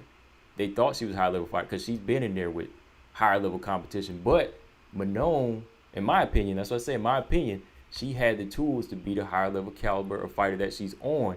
So she's on her way. I'm not saying she's there, but she's on her way to showcasing, look, I can step out of my class. I can step out of my class each time and graduate faster than a Montana or something like that, because she's doing it the right way now instead of, you know, being reckless. I think that's the best way I can put it. Like, I feel like she's making the right moves now in performances. That's why I say her skills look better and I'm seeing more promise from her. It's like in class, man, like you see some kids reading at like a 5th grade level in the 1st grade. It's like, I'm not saying that kid's going to be the valedictorian, but that kid has potential if he continues to push himself, while this other kid continues to stay reading at the 1st grade level, even in 2nd grade. You know what I mean? Like, there's no advancement. Right. That you're right about that. Like, I get what you're saying when you say that, but it's just, you know, for me, man, it's just, we haven't seen, and that kind of that puts me back to the point I was saying about people who put striking over grappling. I'm a grappler dude, you know what I'm saying? Like, I love somebody that can control the fight and dictate where the fight goes, you know what I'm saying, with a good, decent ground game. You know, so for me, you know, seeing Montana come in and finish 3 people in a row, you know, after losing on The Ultimate Fighter, she comes in the UFC and finishes 3 people in a row, you know what I'm saying? And nobody talked about it. But Manon comes in and knocks out 2 girls and everybody's talking about it. So mixed martial arts is plagued with people favoring striking over grappling. You know what I'm saying? And people are saying with 2 fights, 2 finishes, that Manon Furiat is this superstar, versus how many finishes does Montana have in the UFC? You know what I'm saying? Like, and her finishes are only getting more and more deadly. Look how she finished Ariane. People want to talk about Ariane Lipsky. Listen, Ariane Lipsky is still a dangerous fighter. She can knock any girl out at 125. You know what I'm saying? And Montana De La Rosa knocked out fucking Ariane Lipsky. You know what I'm saying? So It's just that people favor styles. I guess it depends on the type of style that you have, that people put you on what level that people put you on, because it's like people just have no regard for how dangerous Montana De La Rosa is on the ground, how physical, how big, and how strong Montana is. You know what I'm saying? And that ground game is some of the best in the division, man. And people just throw that to the wayside. You know what I'm saying? I'm like, but, for me, I'm always asking the question is, how can this be favored over this? You know what I'm saying? Like, how can this style be favored over this style? This fighter going out here snatching necks and nobody's talking about it. Okay, me, I say this, for me, it's not personally like styles. Like me, like I love boxing, but when I come to MMA, I respect everything the same, because it's like you can get choked out faster, you can knock somebody out the majority of the time in MMA. But my thing is with Montana, it's execution for me. Like I'm not seeing that it factor there, man. Like, look, believe me, I want to see her do good, man, because I want some new blood in the flyweight division, and she is a dangerous fighter, but I'm not seeing that. I see the kill switch, but I'm not seeing the perfect execution, man, where it's like, if this is what I'm going to do, I'm going to stick to it. It seems like sometimes when a fighter jabs her a couple times, boom, everything goes out the door. And then sometimes she'll slide right back in and kill you. You know what I mean? But, like, there's not that permanent goal of just sticking to what she's doing like I'm seeing in Manon. Manon, all right, tap the reach, it may not be much, but her thing is, look, I'm coming to finish, and I'm coming to do it in dominant fashion. I'm not going to let this fighter settle in, whether it be Victoria Leonardo or somebody on a lower level. It's always the same mindset. Like, I'm not seeing that full-on application of everything of IQ, kill switch, my technical skills. All of that ain't coming together for me. Like, it's there one night, it's there for one round, but then it disappears sometimes. But we've seen Montana tested. Have we seen Manon Firiat tested? Can we not apply that same stuff to Manon? We haven't seen somebody wrap Manon Firiat up and put her on her back. We haven't. We see Montana's style is grappling. We've seen Montana get pieced up. Okay, we've seen her get bloodied up on the feet. Manon Firiat is a striker. We haven't seen somebody wrap her up. We haven't seen her in there with somebody like Jillian Robinson or Liana Jojua, somebody that can wrap her up and take her down. We haven't saw that. So how can we slide Manon Firiat through, you know what I'm saying, and not put Montana De La Rosa up there? Like, that's the point I'm trying to make, Combo. Like, how can we just say, we can just stamp it and say Manon Firiat is one of the threats at 125. We just based on what we saw, you know what? She's one of the threats. Bro? Oh, what's that big? You know what it is it's like the root of MMA and the root of the problem of MMA in general is that there's too much subjectiveness involved instead of everything being objective. What I mean by that is, like, a strike is scored specifically, let's say 5 points. A takedown is scored like 20 points specific. Like, if everything was objective instead of subjective, we wouldn't even have to have a conversation. There wouldn't have to be people like getting, like, for instance, in his opinion, Montana De La Rosa not getting the shine that she deserved.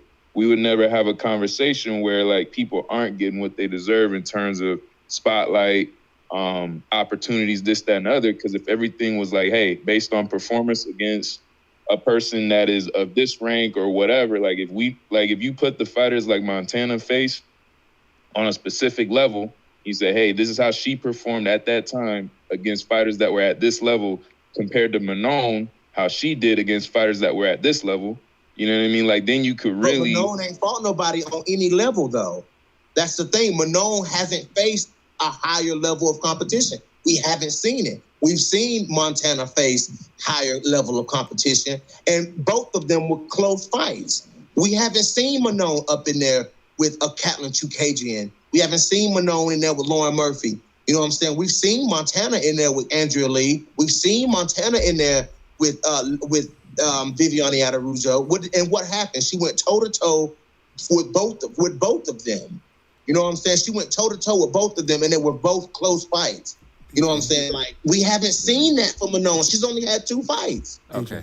Let me. What are you gonna say? Go Stamina? ahead. Go ahead. Stamina. Go ahead, Stamina. BJ, if I may, like, for me, almost all of what you're saying and all of actually what's being said in this entire discussion, to me, if we were to oversimplify, this is purely a discussion about potential and about someone's, just it's basically about potential. The thing that's actually working against Montana in this situation is exactly the fact that she's had as many fights as she's had, because now there's more to look at, to refer back to call upon in regards to assessing what we as fans of fighting believe is her ceiling. Because these other women haven't fought as much in the organization that we understand as being the premier combat organization in the world, we have less of an idea of their ceiling. So therefore, it's more easy to be excited about what they can/will do, because we haven't seen it yet. Because we've seen more out of Montana, we can say with a little bit more confidence what we believe she's capable of.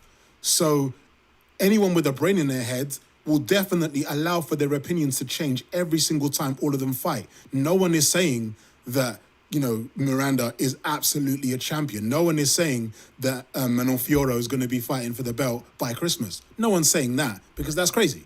But if you have a belief in the little that you've seen to date that makes you say, okay, these people have won, and not only have they won, they've won in dominant fashion. They've won in dominant fashion against competition that no one really deems credible, but they have my attention now because of the way that they did the little that they did. Just potential. That's all it is. It's just about potential.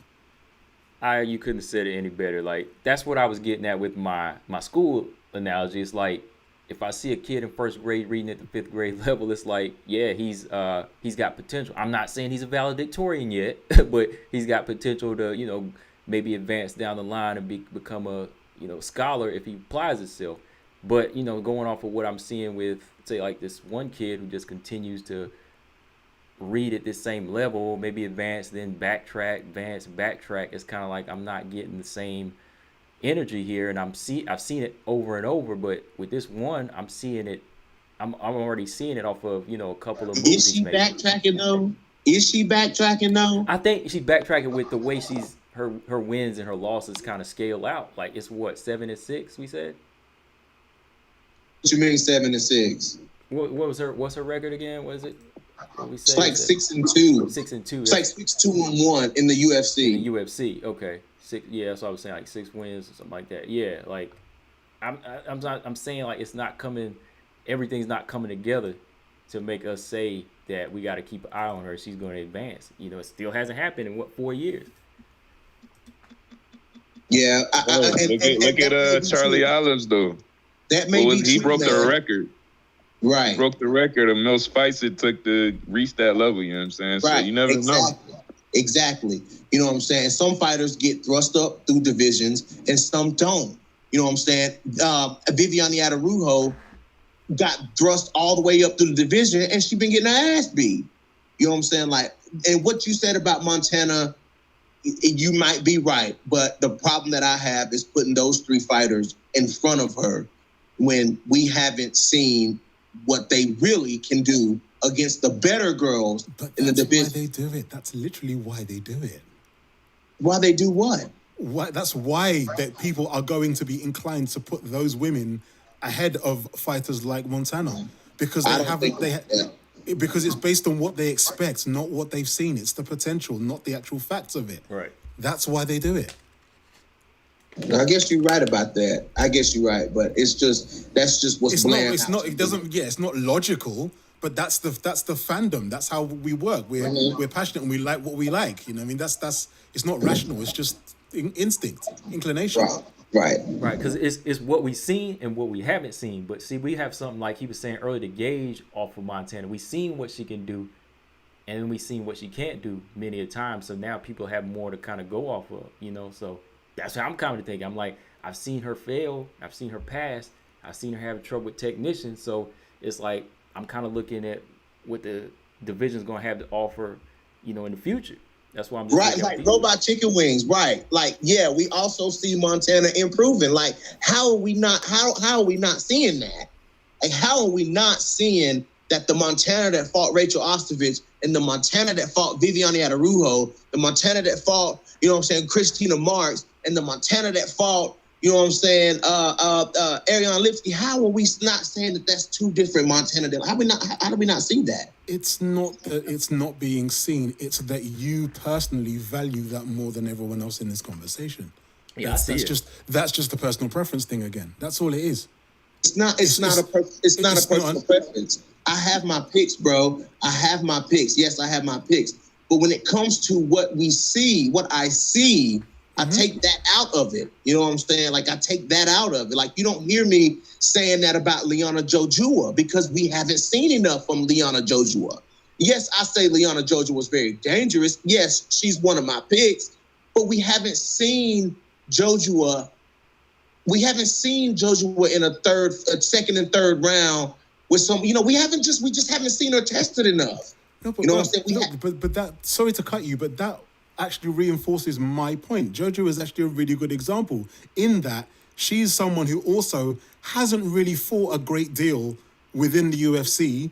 The level of competition that she's faced is somewhat unremarkable. And she's not in this conversation until you brought her up because people don't perceive her in the same way as they do people like Maverick and Fioro and Santos. That's exactly it. It's purely perception. That's exactly what it is. Because the body of work is comparable. When it's subjective to opinion, at the end of the day, it's always, I could say like that such and such is the best fighter, but then you could make a whole dialogue on, this is the best fighter. Like, until everything is based on purely stats, which, in a way it can be, maybe it can, like PFL, they do their thing where they got a point system, this, that, and other, but when it's subjective to opinion, at the end of the day, you can say whoever has the most potential, and it's all based on opinion. So everyone can essentially be right unless they're just simply making a false statement like, oh, this person won the fight or this person lost. You know what I'm saying? Right. And I'll say this in the comment section. Yeah, Roger made another good point. I was saying it's like Montana's biggest issue is consistency. Yeah, that's what I'm getting at. Like, that's just what I'm seeing. Like, I'm seeing her improve, but then sometimes I'm not seeing the same thing executed in the next fight. You know what I mean? That's what it is. Like he said, it's consistency. She has golden moments. He said she has golden moments followed by those WTF moments. Those what the F moments. And we haven't seen enough of Furiat, Santos, and Maverick to make that kind of bullshit. We're not talking about Durant. We're talking about her. That's what he's saying. Like, that's her biggest issue. The absence of evidence is why the assumption is made. That's why it's an assumption, because there is no evidence. That's what it means. Right. Yeah. I just feel like Montana slept on. You know what I'm saying? I'm going to say that partially because I'm a fan, but guys, like I said, I'm a huge Tate fan. I'm a huge Miesha Tate fan. You know what I'm saying? And she reminds me so much of Miesha Tate, and Miesha Tate suffered from the same thing in her career. You know what I'm saying? She suffered from the exact same thing as always being slept on. You know what I'm saying? Not being considered a well-rounded fighter. You know what I'm saying? Won some, lost some, you know what I'm saying? And no one really talked about how good Miesha Tate really was in her day. You know what I'm saying? Like I said, Miesha suffered the same thing that I see Montana De La Rosa suffering from right now. And that's just an underappreciated fighter who doesn't get the recognition that they fought hard to get. Like, Montana's fought blood, sweat, and tears in that octagon to deserve to be higher ranked than where she is, to have more respect in that division than what she does. And the same can be said for Jillian Robinson. Those girls have fought their asses off and they don't get recognized, versus these girls have not really done anything. You know what I'm saying? Like, they haven't really done anything enough to and it's not just Combo now. I don't think I'm just coming for Combo. It's across the WMMA world. These names, Miranda Maverick has a lot of momentum. Manon Furiat, even though Manon Furiat worked for that momentum, but Manon Furiat got this momentum and all of this talk, all this buzz about her name, you know what I'm saying? But when the girls who really have fought for it ain't really gotten that kind of attention, you know what I'm saying? So that makes me feel some type of way, especially before any of that. I came into I came off the Ultimate Fighter being a fan of De La Rosa and Jillian Robinson. So I've been following them their whole path in the UFC. And as many times as these girls have fought, and as many times as these girls have won, and as many finishes as these girls have in the division, and they get zero respect. And that just kind of like, I'm an old school UFC, like MMA person. You know what I'm saying? And I feel like the ones who out there winning, the ones who out there finishing are the ones who should be getting the attention. You know what I'm saying? Not people that's come in and just fought 2 or 3 times, you know, especially like Taylor Santos, who's 2-1. You know what I'm saying? Like, it's kind of like, okay, you know, when you've got Jillian Robinson 8 fights, you know what I'm saying? Go ahead. It's the exact same problem with the wrestling business, man. What your gripe is or what you're upset about is exactly what goes on in the wrestling industry. It's a shiny new toy factor. You know what I'm saying? Someone comes in, they get in the new, like, it's just like psychology, basic psychology. Everyone wants to see what's next. You know what I mean? The next big thing, you know? And something that's mediocre by a new person is going to get looked at better than something that was really good by someone that's been in there for a while. You know what I mean? So it's the. Oh, he lost you, 2Bs. You still there? Oh no, 2Bs. That was a good point. Yeah, you make a good point. Man. 2Bs. You got to finish that point. Come on, bruv. Land the plane, bruv. Land the plane. You're there. Can you hear me? Yeah. Yes. Okay. But no, well, that was pretty much just it, though. Like, it's basic psychology. The newest thing that comes in, that's what everybody's going to want to see. You know what I mean? That's what it all comes down to. So, you know, even though Montana did what she did, and it should be respected just as much as, like, a finish is a finish. At the end of the day, like, you go out and finish someone. Facts. A win streak is a win streak. A win streak is a win streak. Like, and like in college football, right? Like, they don't control who they face. And at the end of the day, they could dominate a team, but then the fucking algorithm says, oh, based on this, that, you're number 7 when they're undefeated and there's someone that has 2 losses. Right. That are, you know what I'm saying? That's number 2. So it's like, no matter what you're doing, like, at the end of the day, you know, it's perception. Like the other gentleman pointed out, you know what I'm saying? Like, there's nothing you could do. It's too much. It's all about perception. Just like the eye candy factor, like Valerie Lareda, Tracy Cortez, they get more shine because, you know what I'm saying, how they look, this, that, and the other. Credit to them, at least they have winning records, you know, but still, like, that's just what it is. Like, they're going to get more shine because of this, that, and the other. Tyler and all them going to get more shine because they new and they strikers, like you said, they value the striking over the grappling. People want to see knockouts. And then the other thing, too, is people don't understand the grappling part of it. Sometimes they'll see a hold. They don't understand what's going on. When someone lands a punch and someone drops, you know what the hell happened. Right. You know what I'm saying? So it's all perception, man. So at the end of the day, we as, like, more hardcore fans understand, yeah, Montana's talented. But the rest of the casuals got to catch up, more or less. All right, you made some good points there, man. But I'm going to say this. Okay, BJ, I understand where you're coming from with some of your points about Montana. Oh, hell. But no, I'm about to wrap this part up. I wasn't going to look. I was going to extend it, okay? He was waiting, but he was waiting what the stamina. No, look, I'll say this. Look, BJ just braced himself right there. He's like, ooh. Look, I agree with you, BJ, that, look, Montana has been making some improvements. It's just that I need to see more. That's all. But, like, I will give you credit and say, look, she is a dangerous fighter on her level. Like, she is a dangerous fighter, and I want to see her get there. I want to see this new blood. Like I said, she's 26. I want to see her start applying this thing and saying, look, I'm taking it as serious. Then Miranda, if I'm better than Miranda, I need to start calling that name out. I need to start calling Manon's name out, and I got to start ending these hype trains. You know what I mean? Like, if she's in this position, if she's in this position, she has to go ahead and start calling them names out on that level and start beating them fighters and get them out of the way. I think that's what Montana's about to start doing. Like, I think she's about to start targeting girls with the potential, like, because, you know, her and Taylor was supposed to fight. I think that's a great fight. They need to make that fight. You know what I'm saying? They need to make that Taylor versus Montana fight because it was supposed to happen. But like that's why I was saying like, okay, like I like Macy Barber versus Miranda Maverick. I do like that fight, but I would rather have seen Montana in there with either one of them. I'd want to see Montana in there with Miranda Maverick. I think that's a good matchup. That's a good matchup, not only stylistically, but for the division. That fight makes so much sense. You know what I'm saying? Because Montana got something to prove against these new girls coming in getting all of this attention. Right. You know what I'm saying? Like Taylor Santos, she need to take that smoke. She need to go in there and finish Manon Fury out. Like that's what De La Rosa needs to do.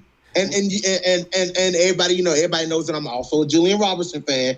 Jillian Robertson got to do the same thing because these new girls are coming in and they've taken some of Jillian Robertson's shine and momentum, like Miranda Maverick did. Taylor Santos did too.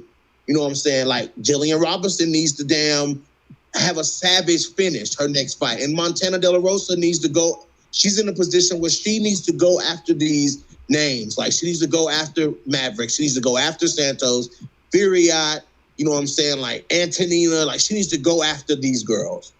I think that's the role she should take from here on out to prove the point that I'm trying to make, and show really how good she is. Mm-hmm. Now, if Montana goes in there, you know what I'm saying? Like if Montana De La Rosa goes in there and finishes a Miranda Maverick, finishes the Taylor Santos, or beats any of those girls, man. And you know what I'm saying? Then, for me, her name is already in the conversation because I see the skill set. I see what she does. I see how it's coming together. You know what I'm saying? So I think she's one of the best fighters in the division. Hence why I go so hard for her. You know what I'm saying? But you know what I'm saying? Like, I think she just has to prove it to everybody else. Like, we need to see more. I get it. She needs to put her fucking foot on the gas. Like, now is her time. She's back in the rankings. Like, she needs to put her foot on the gas. She needs to have that Maverick mindset because Miranda Maverick, you know what I'm saying, as much shit as people talked about Miranda Maverick, you know what I'm saying, but from my perspective, why I'm so impressed with Miranda Maverick, she went in there and dominated Jillian Robertson at her own game. Not too many girls are going to go in there and choose to fight on the ground with Jillian Robertson. You know what I'm saying? And not too many girls are going to go in there and do Liana Jojua like that. Like, Jojua is a tough fighter. Like, if you guys ain't ever watched any of her fights before the UFC, I suggest you go watch it to help further build your profile of Liana Jojua. Hey, look, if we're going to base Liana Jojua's skills for her fights out of the UFC, we're going to do the same for Manon Firo then. I'm not saying base it on what, I'm not saying base, I'm just saying so you know more about the fighter. You know more of what she's going to bring to the fight. You know what I'm saying? Like, and Miranda Maverick impressed me with those 2 wins. She did. She impressed me with those 2 wins. And so I kind of see why everybody's so big on her, because those are solid wins. All right. So let me ask y'all this, okay? With the exception of Montana, I do want to see Montana maybe fight one of these 3 because she's just that type of fighter now that needs that type of hype behind her.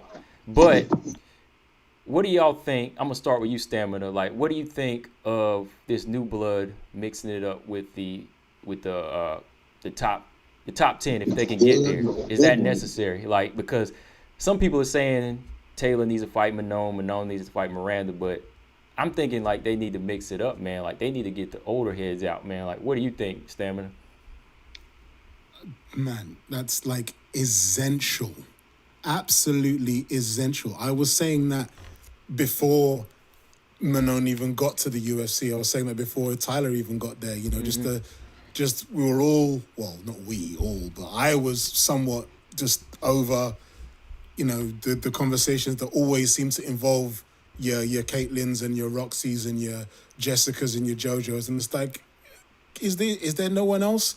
Are we really going to be pairing people together that actually competed in tough 3 or 4 years ago? Are we still doing that? Like, there absolutely needs to be an injection of new blood. You know what I mean? So yeah, I don't want to see,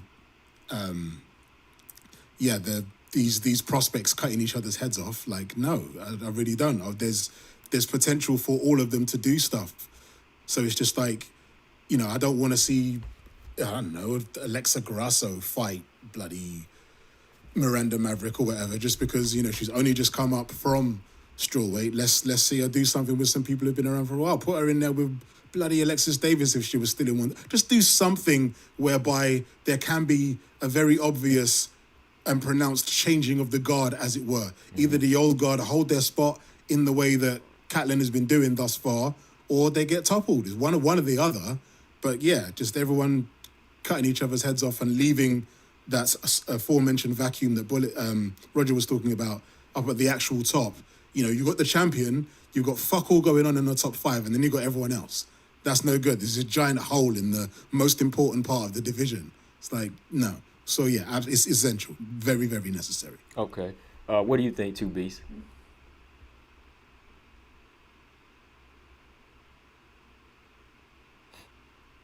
Two Beasts.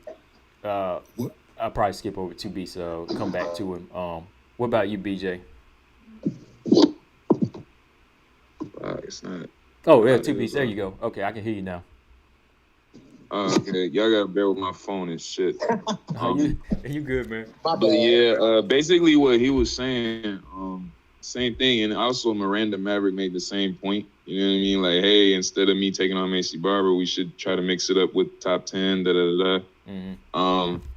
I mean, it really depends on their skill level. If their coaches and they themselves feel like, you know, they can mix it up with the people that's up there, then fuck it. Then it comes up to the matchmakers, you know what I'm saying, to put it together. But yeah, I feel like, and just from a business perspective, like we were saying earlier, like, people want to see what's next. It's an entertainment industry. So when they've seen one do it for however long they did, like, you've seen like how Connor's like popularity kind of went down after they were like, wait, he lost to Dustin. And then he also lost to Floyd. And like, he's been doing a lot of losing lately. He can still sell a lot, but you know what I mean? There's only so long that you can sell pay-per-views with Connor. You know what I mean? You got to inject new stars. You know what I'm saying? So, and that's the way you do it, is by bringing on the new people. But if you have all the new people going against the new people, you know what I mean? Then it's like, if they just if they're just going against each other and not getting those other people out of the ranking, you could wait years. Like, there's some of these fighters like that, like I think, can't remember her name off the top of my head. She just fought recently. She's like 39, 40. Like, these women can go until they're like in their 40s. So like, how many years you gonna wait for them to just quietly retire before you do create those new matchups with the newer fighters? So if you're having the newer fighters fight each other, you know, you'd be waiting for a while before someone like Caitlin Chukagian decides to call it. You know what I'm saying? So, and then especially Valentina, she probably gonna fucking do it till she like 40 at least. So yeah, I say definitely have them fight, you know, people higher up in the rankings if they're ready. Okay. All right. You made some good points there, man. Some of that stuff I didn't even think of. But BJ, what about you? What you think, man? Mix it up, weed them out? Yeah, absolutely, dude. I think that, you know what I'm saying? Like, I think that these girls should be getting better matchups. Like, you know, like fights like Macy Barber and Alexa Grasso, that should have never happened. Not now. You know what I'm saying? Like, fights like Jillian Robertson versus Macy Barber, like, that fight shouldn't have happened, really. You know what I'm saying? Like, some of these fights, it's like bad. It's like bad matchup, like bad matchmaking at 125. It's like 125 stands alone as like the worst matchmaking in the UFC. Like, Bellator does a better job. I say, especially when you're trying to bring in strawweights in the flyweight division. Come on now. Right. Exactly. You know what I'm saying? Like, Bellator flyweight division has so much better matchups right now, you know, as far as like the rankings. You know what I'm saying? Like, they're as far as the flyweight division, you know what I'm saying? Like, the flyweight division is moving better than the UFC flyweight division, if you ask me, because what they're doing, they're mixing up the top and they're mixing up the bottom. You know what I'm saying? And it's just not like, you know, two streaking prospects like Barber and Robertson shouldn't have fought until they were both in the top 5. You know what I'm saying? Like, you know, Alexa Grasso should be fighting.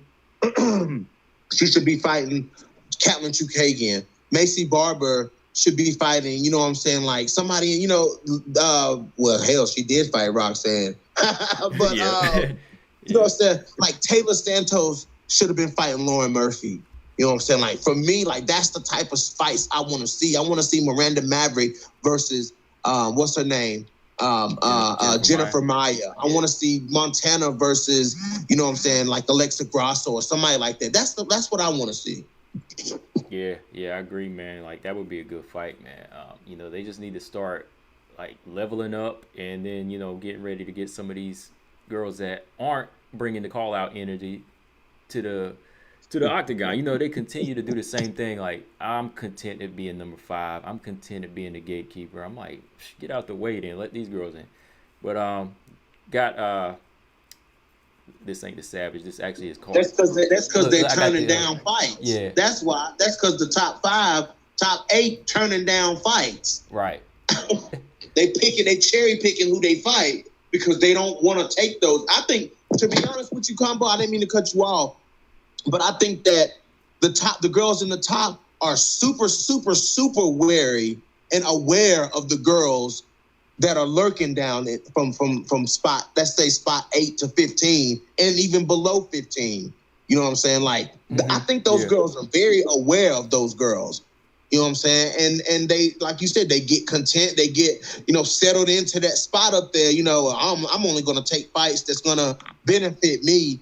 You know what I'm saying? Like, they're not going to take those type of fights. Right. Yep. All right, y'all got. Again, they got their management in there. Oh, okay. I got Robert Henry, aka the Savage, in the building. What do you think, Robert? Did you hear the question? Oh hell. Uh-oh. That's a no. Let me where he at? Let me mute his mic. Whoa, you can't hear me? No, I couldn't hear you. You were muted. Oh, okay. All right. About the flyweight division, right? About it mixing up, right? Yeah. Right. I agree. This is what I think. I think a lot of those fighters, it's a tough call because on one hand, I do agree that there's certain fighters that get certain opportunities. Like, even though I heard Combo's statement about how Andrea Lee was kind of hanging in them fights, I still think her ranking was too high. I agree with BJ that, and it's on record, I got it on video, okay, that Jillian Robinson was getting screwed out of it because it was political. This goes back to the perception thing. The type of style of fighter she is, in the eyes of the UFC, it's not appealing. The only part of her fights that are appealing is the finish. And because it's not as, as devastating and impressive as like Khabib in there finishing people off. Granted, he has more striking than her, but I'm not trying to make a direct comparison. I'm just using that for an example, right? So I do agree that Jillian Robinson was being overlooked. But I think what happens is the consistency issue with Montana, both of them have the issue, but I think Montana has a little bit more. So I think Montana should only be fighting fighters just slightly above her level. Like, I think within that first 15, I feel like there's a lot of potential there, but I feel like if you're not showing, like Manon is showing that she has the tools. Has she done more than Jillian Robinson so far? No. Has she done more than Montana so far in terms of numbers of fights and finishes? No. But I think they're looking to, well, who's the thing of the moment? Like, who's looking good at the moment? And I felt that when Tubi said that was a good point. But in my opinion, what happens is the top of the division has clogged up the flow of the overall division because all the girls from the bottom want to fight up. And they're the ones doing majority of the call outs. And all of the veterans are scared to fight up. They're actually fighting down. Some of them are looking to fight down. So I think the UFC, like sometimes you can't leave the decision in the hands of the fighters, especially the veterans, because they can be cranky. Look at what Jen JJ is doing. Whether you're a fan of her or not, she got a lot of nerve talking about, I'm only going to fight this last fight on my contract if it's for a title, as if she win the title, then she's going to retire. Like, how can you trust somebody who's been off for 18? But she said she but she said, hold on. She said, I got one fight left on my contract. I don't want to fight down. Here's the point, BJ. She said a lot of things as the pressure has been on. So first she was going to fight for the title. Then she only wanted to fight Wei Lee. Then when Carla Esparza was about to get the title, she should fight me or Wei Lee. So instead of just taking a fight, you're off for 18 months. And then next thing I know, when people are looking for you to come back, because you said you were coming back, now you're about to go back on vacation after working out for a couple of weeks. I know that that's the strawweight division, and that's not the Stipe did it. Hold on. Wait. Hold on. Stop. Stipe also waited for him to defend the title. He gave up and waited a whole long time while Daniel Cormier was defending. So it wasn't that like ain't what Stipe did. Stipe was a stubborn child in the corner. He said, I'm not fighting unless I'm fighting for the belt. But he was Stipe did the exact same thing. But he was a long-reigning champion, and he didn't fight for multiple championships like Ioana kept getting back in there.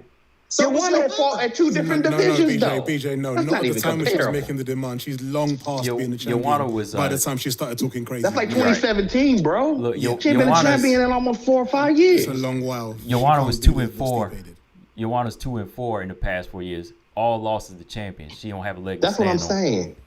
And my only point is, just to wrap up on it, my only point is that just as that ridiculousness is going on, not as bad, but a little bit, in the strawweight division for veterans, it's 10 times worse in the flyweight division. You got people begging for fights one day, and then when they're asked, do you want to fight this person? We'll see. I'll talk to my team. Like, they don't seize the moment. The fighters who are not in position want to fight. This is something me and you, BJ, agree on 100%. The fighters who want the position, fighters are the worst, bro. The fighters, right? Yeah, I hear you. The fighters who want I'm the a professional fighter. Yeah. I literally give my life for this. And then come time to fight, they do it twice a year, dog. Like, I will never in my life, like, there's a weight cut, there's a recovery time. And then, your metabolism has to reset. But then you got guys like Kevin Holland that did it 5 times. You got several other examples of people that literally, Angela Hill. So many women too, that will literally like, fuck it, I'll fight 4 or 5 times. But then you got motherfuckers, you can't get them to sign shit. Like the heavyweight division is absolute bullshit, bro. It is complete, like it's fucking nuts. Like how on earth, like Francis literally said, I want to stay busy, but then he's not ready for, August, and he's not ready. Like, come on, bro. Like, what? The fact that the fight was not signed for the heavyweight division up until this point is ridiculous. For the title is ridiculous. Like when it comes to fighters, man, and it's not 100% the fighters in some cases, because I know they got management that's in their ear as well. You feel me? So it might not even be 100% them, but it's like, yo, it should be a situation where you signed a contract. You know what you're supposed to get paid. It's based on pay-per-view buys, and it's based on position on the card. But at the end of the day, these people, like, they're literally a bare minimum of 12,000, not including the freaking pay-per-view buys. In the a bare minimum of 12,000 that they make per fight. Like, and that's on the very low end. Like, you're complaining. Like, there's people that don't even make they're making minimum wage. And you're complaining about money, bro. I agree, and I understand. Like sometimes stamina say, "Hey, we shouldn't even have to be worried about what fighters make." But I will say this: yes, boxers make so much more money than MMA fighters, and I do agree it's a problem that the fighters themselves won't address. But even with that said, a lot of times I agree. Fighters have to help themselves. So fighters, sometimes they need to be a little bit more active. They need to train more, and they need to put themselves in position to make more money. So, I mean, that's a whole conversation unto itself. But the only point I was making was you got these veterans that's been there for all that time. Joanna too, and Joanna's made some good money, complaining about all the money that they haven't made in their career. You wait till you get to the end of the career. Now you don't want to take a chance on a title shot. Now you don't want to take a fight because of conduct. That's your fault. That ain't got nothing to do with those hungry fighters coming up. That's all. Right. That's my only point. Yeah, and it's like, you know, and back to the flyweight division, you got people who are ranked 3, 4, 1, 2, 3, 4, 5, picking and choosing fights and turning down fights like they the motherfucking champion. You know what I'm saying? Lauren Murphy running around here acting like the champion, like she got choices. You know, Katlyn Chookagian running around like she got choices. No, fuck choices. You fight who the ultimate goal for fighters. Like, and the champ want to fight everybody. That's right, the irony of it all. Fight anybody. Like Valentina said, line them up. I want to fight all the girls right in the cage. You hear that? I want to fight everybody. Hold on. You know what I'm saying? See, that's I think that's the biggest problem at 125. You know what I'm saying? You got too many old, set in their ways fighters who out here not doing. The ultimate goal is the belt. You listen to Miranda Maverick, you listen to Manon, you listen to Montana, you listen to anybody else, and they're gonna tell you the goal is the belt. I want to fight Valentina for the belt. That's what they saying. You know what I'm saying? These top 5, they not saying that. They're not doing that. They not the belt is not their ultimate goal. If the belt was the ultimate goal for Lauren Murphy, she would have been done called out Valentina Shevchenko. If the belt was the ultimate goal for Katlyn Chookagian, she would have called out Valentina right after her latest win. Rather, she called out Alexa Grasso. I mean, like you know what I'm saying? Like they should be like, oh, so you don't want to fight for the belt? Okay, I'm gonna give you Jillian Robertson then. You know what I'm saying? I'm going to let you get Jillian. So you don't want to fight for the belt. I'm going to put you in there with Jillian Robertson. You know what I'm saying? And watch Jillian Robertson take her down and choke her out. And then she's going to be looking stupid as hell. Oh, what'd you say, Stammer? That's the type of thing. Great, though. Like, what'd you say, Stammer? I'm just saying I don't know I specifically agree with that. I just think it's a kind of like a cognitive like dysfunction that a lot of these girls have, whereby they just don't notice, appreciate, value, respect, etc., the power of calling one's own shot. You'd think that they would learn from either someone somewhat seasoned like Calvillo or someone young and hungry like Macy Barber, who, when they say what they want, invariably they'll get it because it makes the matchmaker's life easy. For some reason, a lot of these girls just evidently, by absence of evidence, just have this thing in their head whereby they feel like if they do say something like that, then I don't know, like it's beef or it's personal or they're trying to be Conor McGregor or something like that. It's just like, no, it's just advance your career. Get what you want. Get what you believe you deserve. Like, Mr. Lee, I love your English accent, Stamina MC. Mr. Lee, now you done told me I was cute, and now you saying that. Oh, don't bring that up. You love. Don't bring that up. Now you say. What? I don't know, man. It's almost like if they call Miranda Maverick out or they call Maya or somebody, they're gonna follow them home or something. Right. Yeah. I heard you called me out. You know, like it ain't that serious. Like it's a fight. It's a contract. This is your job. This is your work. This is your chosen profession. It took you 10, 15 years to learn how to do. You're technically already one of the best in the world. It's like being in the Olympics of mixed martial arts. What is the problem with saying, I would love to fight Valentina or Jennifer Maya, or like, you don't even have to be mean. They so hungry for these girls to fight each other. Like, just ask for it. Valentina, you could be saying, Valentina's so ready to fight one of these girls, they can blurt it out in their sleep. Next thing you know, there'll be a tweet the next morning. I accept such and such fight. I'm ready to get in the cage. No one can help her, and we're going to fight, and we're going to have a good time. And that's going to be it.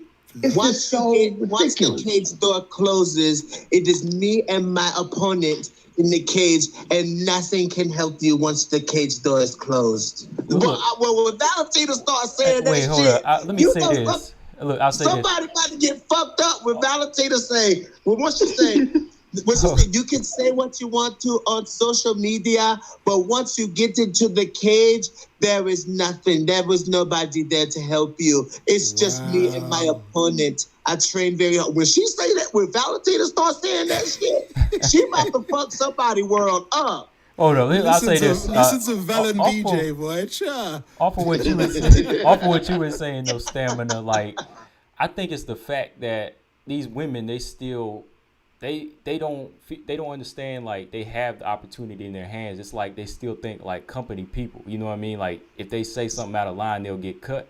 You know, like, they don't understand, like, you have the power in your hands to go on somebody's social media, which I brought up in a video I got to put out, like Amanda Ebos. That's why I said her being a number 11, some people might disagree and say she don't need to be calling out a number 4 fighter, but it's like, she does. Hey, who's going to make the fight for her? She's got to make the fight. She said, look, I'm an entertainer.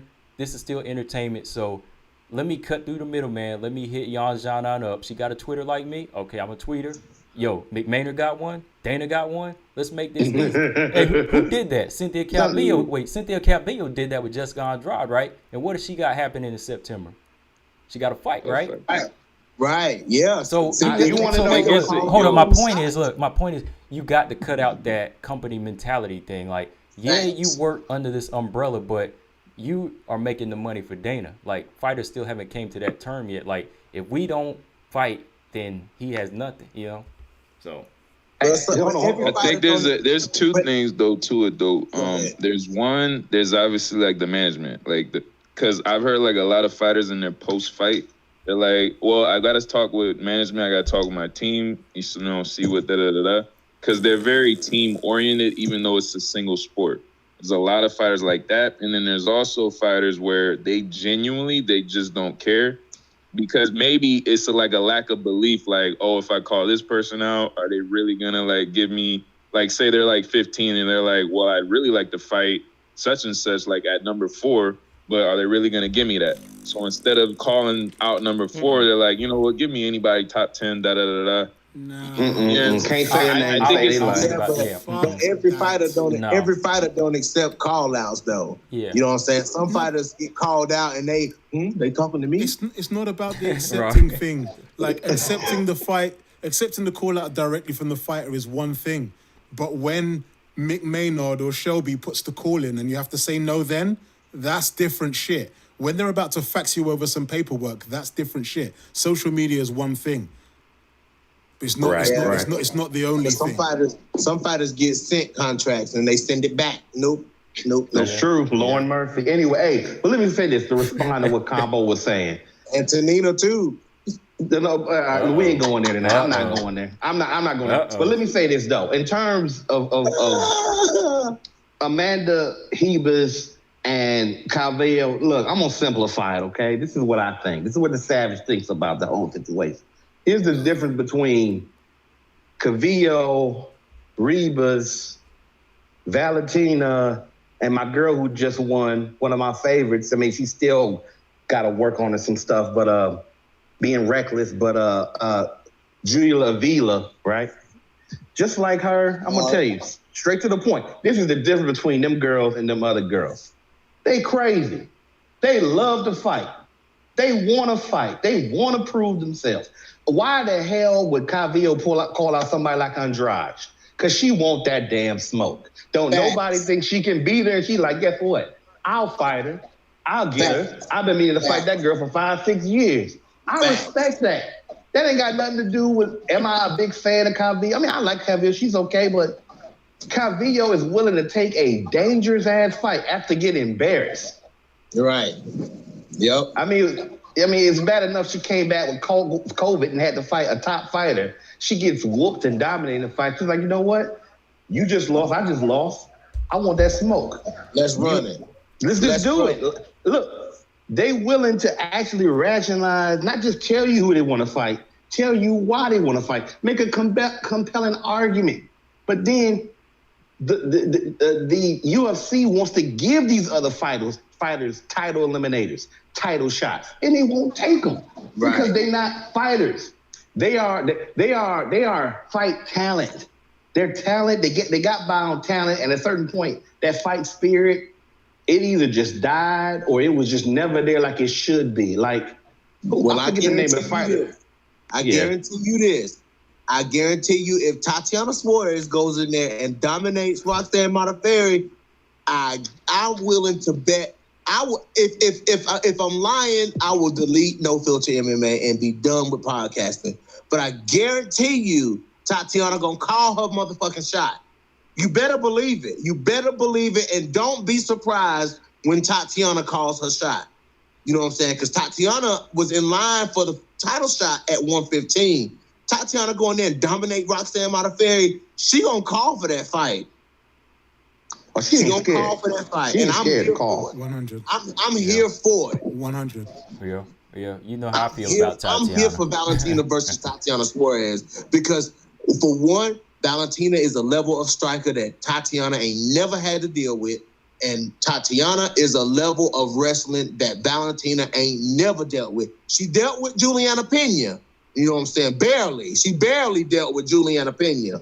You know what I'm saying? So Tatiana Suarez, that's a whole nother level. That's a whole nother level, y'all. Hey, and that is barely? You said barely?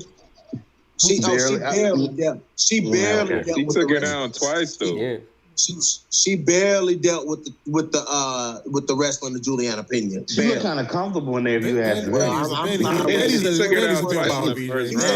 That's a bit wild. Yeah. I was like, barely. You can say what you want to say. You can say what you want to say. But she barely dealt with Juliana Pena. I don't know about barely, man. No, I broke that thing down, That man. was 4 years ago, bro. Juliana Pena slung Valentina all over that cage.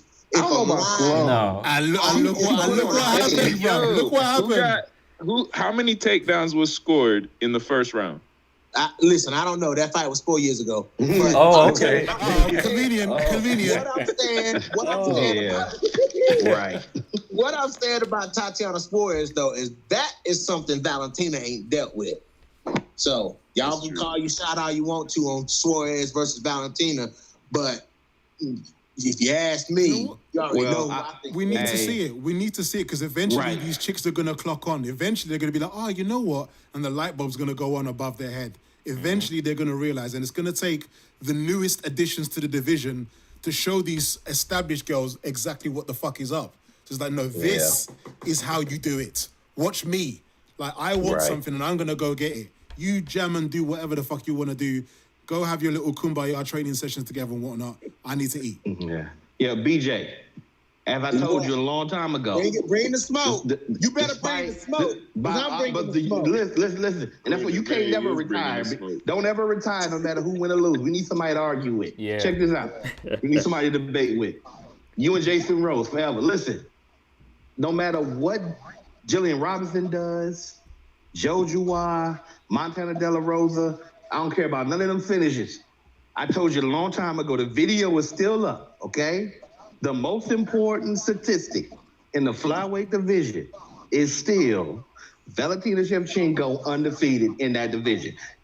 I don't hear any of that stuff. I don't hear about none of them other stats. We ain't talking about them. We talking about Tatiana Suarez. I'm talking about Tatiana too, and I'm a fan of Tatiana.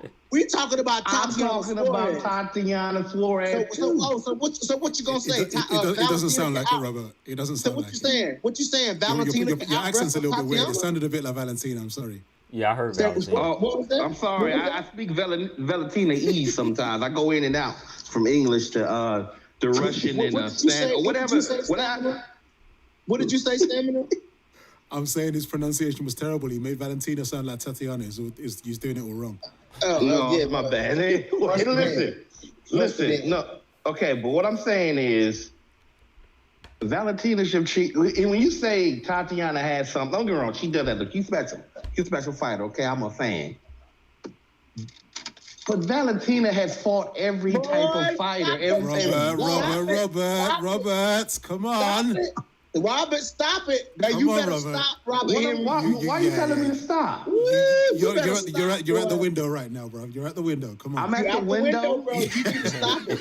You need to stop right now. No, go ahead. Let him finish. Go ahead, Robert. Go ahead. Okay. Let Robert finish. Go ahead. Look, I'm putting my money. If I was betting money, I'd be putting it on Valentina Shevchenko.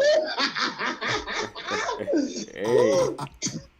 I mean, okay. Who thinks that Tatiana go in there and actually maul Valentina?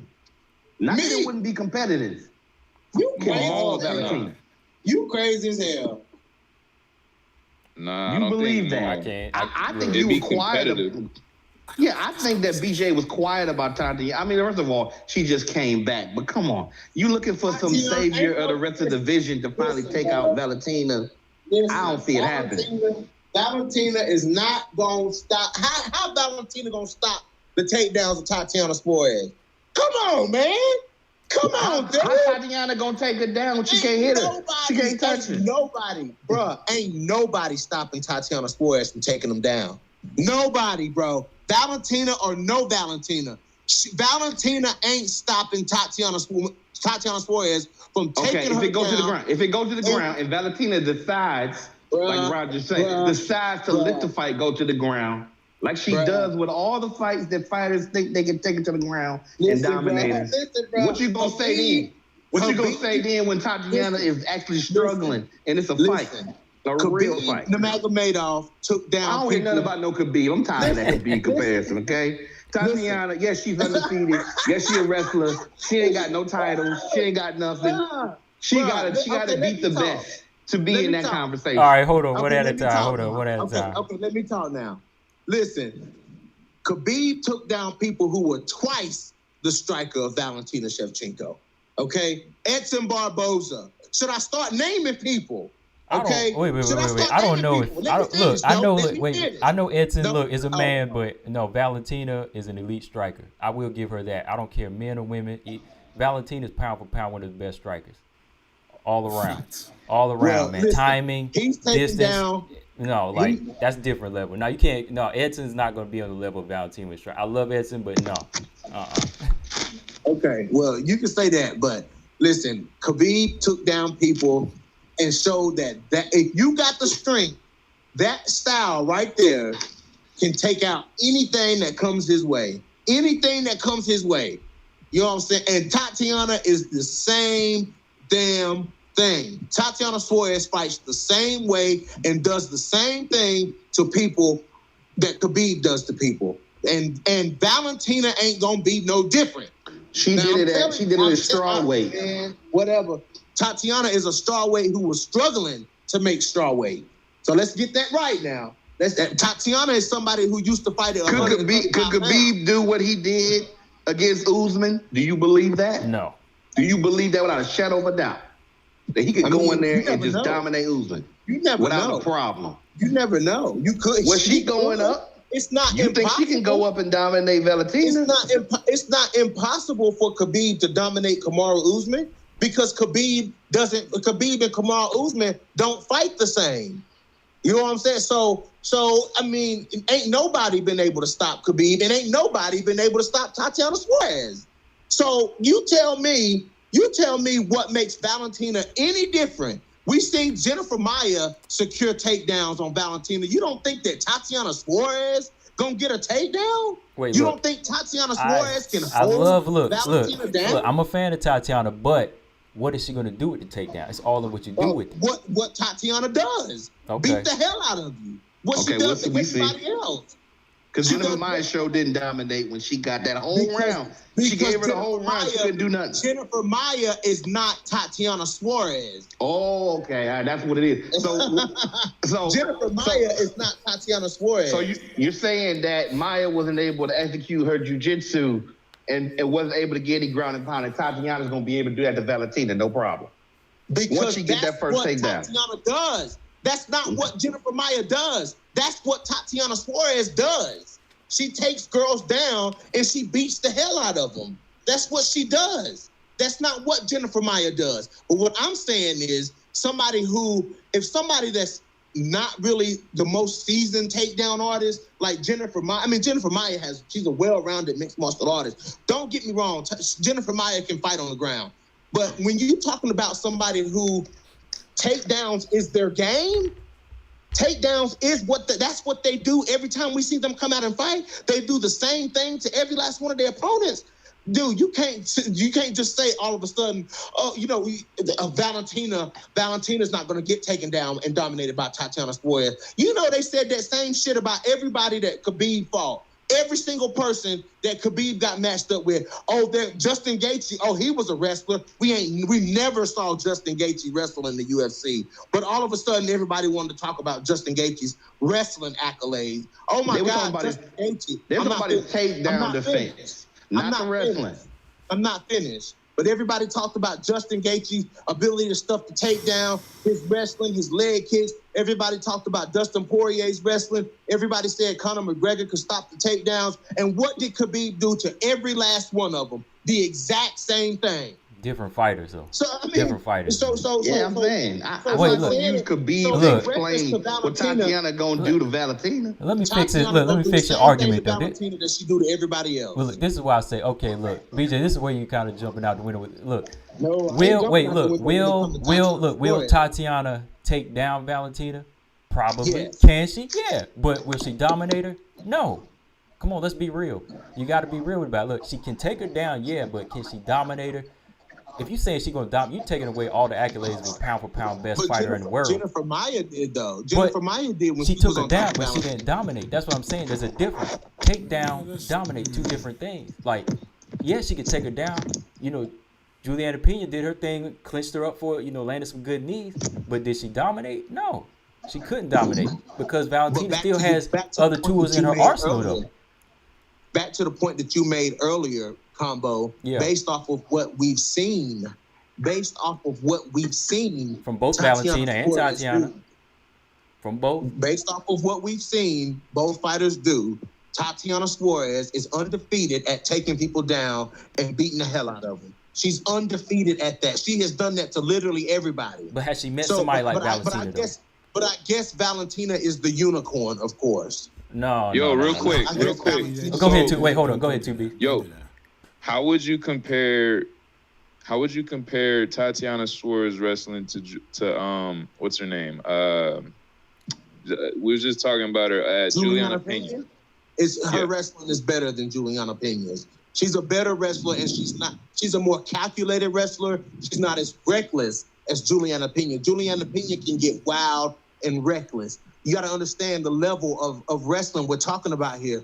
Juliana Pena is a high school wrestler. You know what I'm saying? Versus when you're talking about Tatiana Suarez, a neck injury, cancer stopped Tatiana Suarez from going to the Olympics. She's an Olympic level wrestler like Daniel Cormier. You know what I'm saying? It's levels to this wrestling thing. You know what I'm saying? It's levels to it. And Tatiana Suarez is on a different level than most women in mixed martial arts. So, you can't. So is Valentina Shevchenko. You think her wrestling is Does she have Tatiana Suarez accolades in wrestling? No, she don't. The bottom line is when they get in there and fight, will her combine? Ain't no yes or no question. I'm getting to the point. Will her combine striking, wrestling, and jiu-jitsu, and all of the stuff that she knows, will it be enough to negate what Valentina be able to do? Yes or no? That's the bottom line. Just because she's dominant at one thing doesn't mean she's gonna win the fight. All right, hold up for 1 second. Hold on. Stamina, what did you want to say, Stamina? Go ahead, Stamina. Put some in the comments. No, it's only basically the same thing that Roger said in the chat anyway. Like, Valentina didn't get taken down. Valentina made a mistake. Like she got taken down to me. Which Maya, watch your back again. Valentina made a mistake which ended up with Maya on top, and Maya was on top for the rest of the round. That's what that was. Okay. If you actually look back through most of Valentina's fights, Valentina hasn't really surrendered particularly many takedowns, as in been hip thrown or like single or double legged or whatever. That doesn't really happen with her. She's pretty on top of all of that sort of stuff. Granted, she hasn't faced a wrestler of the caliber of Tatiana. This is inarguable. But The conversation has actually just come full circle because now we're already, again, talking about potential and, ceilings based on what we've seen of fighters. So the whole conversation just come right back to where we started. Okay. All right. So, what was I gonna say about Valentina? Went right in my head. No, Tatiana. Before we put Tatiana in there with Valentina, I think we need to see her in there with Andrade first. I need to see. Well, that's the fight that they both. That's the fight they both wanted. That's the fight they've been wanted. That fight. I mean, now's the time. If they get past Calvillo and Modafferi, we got to see that first before we say that she's gonna go in there and dominate Valentina. I mean, I know we saw what Valentina did to Andrade, but we got to see Suarez do the same thing that Zhang Weili did and Valentina did. Just blow her out and then say I'm on this level with Valentina. Because that's the extra added variable. We're all basing what we all think, however much or little we think of Tatiana, we're basing that on what we've seen her do, A, at 115, and B, quite some time ago. Yeah. We need to know how compromised, if at all, Tatiana even is right now, if she has the same magic that she had back then. Because that's as important as anything else. Right. As in, she could do it, but if her neck is still fucked up, or if she's physically not in the same shape, or she hasn't got used to carrying that extra 10 pounds around in the octagon, maybe that'll make a difference. That could be the winner or the loser for her, rather than her actual capabilities on optimum conditions. I mean, there are no optimum conditions really, but based on what we've seen, what she's used to, where she's worked her best, or where she's done her best work, I should say, it might be different. We just don't know. Tatiana is the one with something to prove. Yeah, not Valentina. Yeah, 100%. And that's no knock on Tatiana because no, of course not. The champion accepts all challenges. Absolutely, you're right. I would say this with Tatiana though. The thing that really kind of set my radar off about what she said, is the fact that she used to feel weak at 115, but did she ever look weak? No. So now I'm kind of wondering with this extra 10 pounds added to her, it might make her a beast. But we never know about what else is going on. Like you were saying too, Stamina, we don't know the other issues she's having, if that could affect her. But from what she's saying, being at this high weight could make her more intense, because at strawweight she felt sick, and we saw what she looked like. We saw what a sick Tatiana felt like, exhausted Tatiana. So 125 might be a different monster. But like I said, I'm not gonna rush it. I want to see the Andrade fight first. Yeah. Wait, so Combo, you're saying that even if Tatiana gets past Roxy, you want to see her fight Jessica next before title contention? Yes. Okay. Definitely. Okay, 2 wins. If she can go through those two,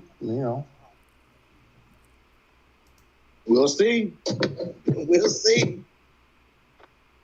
I mean, if she can get through Roxy, then we know that her endurance didn't go anywhere, because you either got to outlast Roxanne or finish her. And if she get through Andrade, we know that she's able to handle a dangerous striker and a physical presence. So, I mean, that would line her up for a potential title shot. I think that the days of easy title defenses for Valentina are over. Maybe she's just making it look easy. I'm not saying they're all easy. Maybe she is making it look easy. But, you know what I'm saying? I feel like, Lauren Murphy may be the last easy fight for Valentina at this point. Unless she fights somebody she's already fought before. You know what I'm saying? But like Chikagian? Please, no, never again. Please. Quit hating on Chikagian, man. I'm not a Chikagian fan. I don't need to be a fan. There's just no appeal there. That because of exactly what we've been talking about all night tonight, and the potential and the unknown or ceiling of these women, why the fuck would we watch that again when it was a blowout last time? It was bad, man. It was, Caitlin wasn't winning 5 seconds of any round. Not at all. True. Never. We don't need to see that again. She wasn't here's the winning any thing. of that fight. Not to knock Caitlin, which a lot of times I would gladly do. Not to knock her, but against Valentina, I'm not going to say more than any other fighter. I'm not going to say more than any other fighter, but as much as any fighter that she's dominated, she exposed all of her holes. Like, I was just waiting in that fight, like, she going to throw a kick, At some point, it's gonna get caught. That little check kick, and Valentina caught the kick, took her to the ground, and finished her. Like, I've never seen Caitlyn look so bad in a fight. Well, I gotta say, like, I didn't think that I thought Caitlyn was elusive enough to not really like get hurt on the feet. I figured that the finish would come on the ground against Chukagian. Like, I mean, as bad as Valentina made Caitlyn look, I still think that Caitlyn is too good to really take anything like hard on the feet. You know what I'm saying? Like, she is a high level striker. Where, you know, no matter how bad Valentina made her look, I figured that it would come on the ground. You know what I'm saying? Like, yeah, she got outstruck, but Valentina really didn't didn't really do much to Caitlyn on the feet. Like, they really didn't really hurt each other on the feet. Like, I don't know about that. I think she got caught a couple times. Spinning back kick. Smack the Vaseline off her face, bro. Yeah. Listen, Caitlyn too slow for Valentina, man. There was very minimal contact on the feet between Chukagian and Valentina on both sides. It was very minimal contact. The contact came on the ground. So I'm not gonna argue that because that's not up for debate. That's fact. You know what I'm saying? Like, that's not something that yeah, Caitlyn Face ain't gonna debate that either, but okay. Dad, your voice sounds so much more high pitched now. But the damage, I mean, that's like, what is wrong with my thing?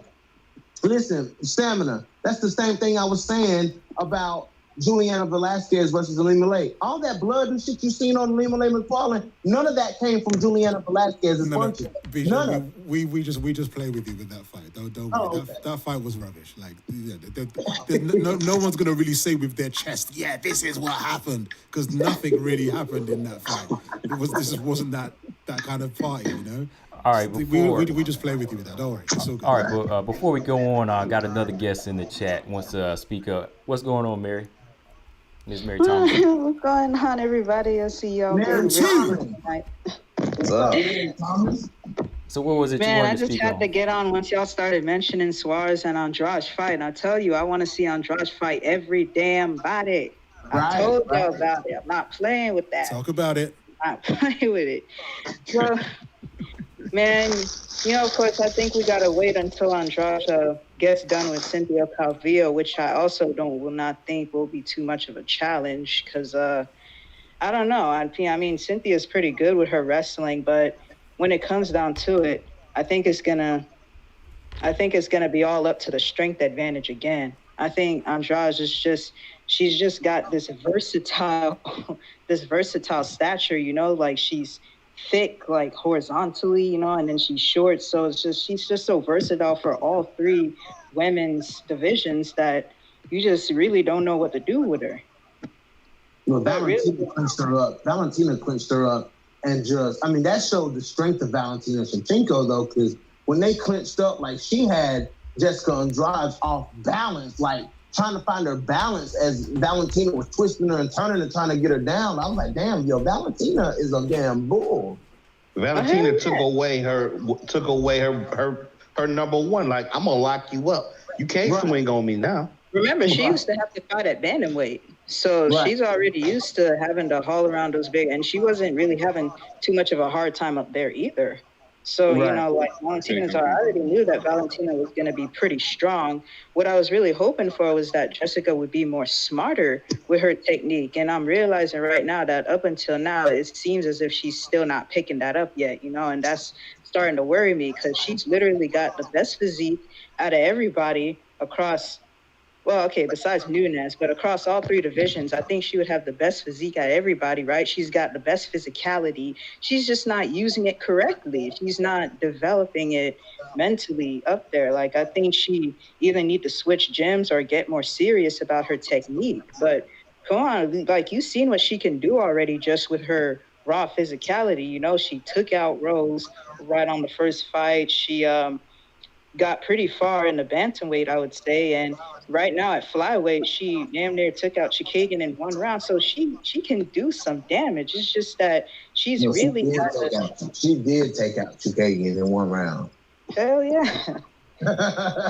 See, Andrade's supposed to be up there in enforcer. They need to send her down the rest up and down the division, knocking girls out. Like, look, either you gonna either you're gonna take the next fight they offer you, or you're gonna have to fight me. Like that's what I thought Andrade was gonna be. I just thought Andrade was gonna make sure these girls still fight. Yeah, she could still be there because she's young right now. She can learn everything a lot easier, but I just really hope she catches it in time. You know, I really hope that light bulb goes off. Like, man, I got to get more technical. I got to learn how to establish the damn jab. I got to learn how to cut off the octagon. Hey, like, Mary, let me ask you this: If Valentina's gone tomorrow, who's the champion in the flyweight division? You know what? I think it would have to be Andrade for right now. It would have to be. Honestly, because I took Jennifer Maia. Well, yes. See, you would have to see a fight between them to really determine that. So you think Jennifer Maia could beat her? Jennifer Maia can beat her. I think Jennifer Maia can beat Jessica Andrade for sure. Jennifer Maia is tough, man. Jennifer Maia is if it was a wrestling match, I would say that maybe, yeah. You know, Jennifer does look a little bit bigger than her. But as overall with MMA, I think maybe if Andrade really pushes it out, you know, like if she really pushes on that gas pedal, I think she could sort of outwork Maia. I think that's her only hope of beating her, is outlasting her, because she does have a little bit of a... Like, Maia has a gas tank, but few people have a gas tank like Andrade. Now, Maia did beat her, but that was like years ago. That was like pre-UFC, so it's hard to say who would win now. Maia matches her, though. Like, Maia matches her in size and strength, you know what I'm saying, and power and stuff like that. Like, Jennifer Maia matches her, though. So it's kind of like... a big 125. Right. Like, she's a big flyweight, you know what I'm saying? So, like, I don't see, like, it would be interesting to see that fight in the clinch. It would be interesting to see that fight on the feet, you know what I'm saying? Like, I would like to see... Because Jennifer Maia is strong as hell. Like, she big as hell and strong, you know what I'm saying? So, you know... I would favor Maia, but, again, because it's Andrade, I just wonder in the back of my mind, Maia just might make one mistake, and you never know. You never know. Yeah.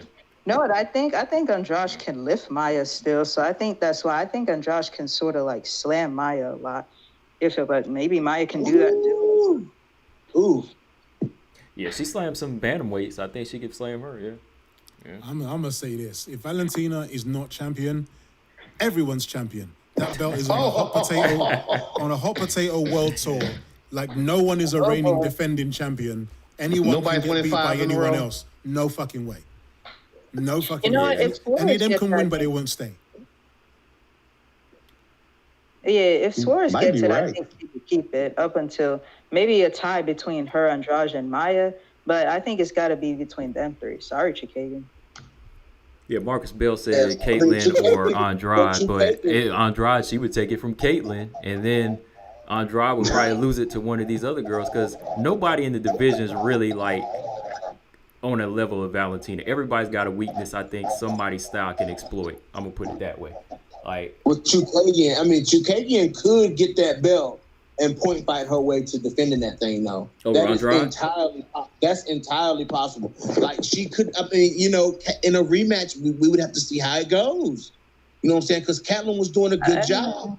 She had her moments. She had moments in that fight with Andrade where she was doing, she was implementing her style. Gotta be, you know perfect, what I'm saying? Like, she was executing what we all know what Chikagian does, y'all. We all know. You know what I'm saying? There were periods in that fight where she was doing just that. You know what I'm saying? So, I mean, as far as the stretches, it could be, you know what I'm saying, in a rematch, she could beat Andrade. You never know. You know what I'm saying? But, you know, it's possible to say Chikagian could grab that belt and hold on to it. Thing about Chikagian, I'll say this: the thing about Chikagian though is Chikagian's going to need the physicality to handle her. See, Joanna, she could handle her, like, because she's durable. That girl's hard exterior, but Caitlyn, a couple shots to the gut and she was done. I'm not being funny, but she just didn't have that core for it, you know. So I think that option would always be open, where she would, you know, if she's not perfect for 5 rounds, then yeah, she would probably get stopped again, you know. One thing I gotta excuse with that, though, I didn't really see Andrade body shotting Joanna like that. Andrade knocked her upside the damn head, but I didn't really see her, you know, hitting Joanna like deep in the gut. Because Joanna wasn't Jab. there to be hit like Jab. that. Jab was Just always in her about to say face. that, yeah. Yeah, the jab was always in her Right. face, so she never She was was able on to the get outside in. the whole time. Yeah. Right. So different attacks for different opponents. Andrade set up a different attack for this one versus Joanna, who was more mobile. I think Andrade was a better it's a fighter fight by the IQ time thing. she fought Chukagian. True. Because I don't think she would have did that back in the day. Well, she just knew she couldn't. You just know you can't fight Chukagian on the outside. Like, you can't play into her game. Like, she, in a way, I feel like Andrade was trying to fight Joanna at Joanna's game. You know what I'm saying? And then, you know, and she got jabbed the fuck up. Like, I ain't never seen nobody get jabbed. What is that noise? I don't know what that noise is. She got jabbed up like I never seen before. You know what I'm saying? But with a fighter like Chukagian, you can't do that. You gotta force her to fight a fight that she don't fight, which is what Andrade did. She got in Caitlin's face and forced Caitlin to brawl, and Caitlin is not a brawler. You know? No. Let me ask you all this. All right, going down the table here. I'm gonna start with stamina. Caitlin Chukagian, hate or appreciate? Begrudgingly respect. All right. She's good. I just don't enjoy it. Okay. All right, BJ, hate or appreciate? Man, I appreciate Chukagian, to be honest, man, because, you know, people hate Chukagian because she won't, you know, do this or won't people, you know, she won't do what they want her to do. People don't, you know, it is what it is. But Chukagian has successfully held down her spot, though. You know, and you got to respect that, you know, and you got to appreciate that, you know. So I appreciate Chukagian. I like to watch her fight. Like, I don't have a problem with her style. You know what I'm saying? I think it's, you know, she's just securing the win. It's all about the dub. Right. All right. Two Beats, what you think, man? You hate her or appreciate her? Definitely appreciate. Me personally, I was like pissed when they got on Cyril Gahn about his performance against freaking Rosenstrike. Like, oh, why is he fighting this boring fight? Fuck all that. He's there for a paycheck. He's there to win. You know what I'm saying? Like, so Caitlin, and then she even said, like, I want, you know, get a big paycheck. She mentions that, like, in a couple of her interviews. And that's what they did. Like, you literally get paid more if you win. So I get style points. You can get the 50K, the 75K bonus, this, that, and the other. But at the end of the day, winning is the most important thing. Good point. Like, man. if a person goes 0-25, well, they had the most exciting fight, but they're 0-25. You know what I'm saying? So, like, you gotta win fights, and, like, Caitlin goes out there and wins fight. I don't give a fuck if it's boring. You know what I'm saying? She's said the same thing about Khabib. They said about all he does is wrestle fuck people.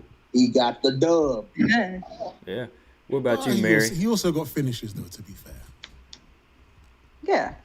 Yeah, that is a factor to some degree. Right. A lot of degree.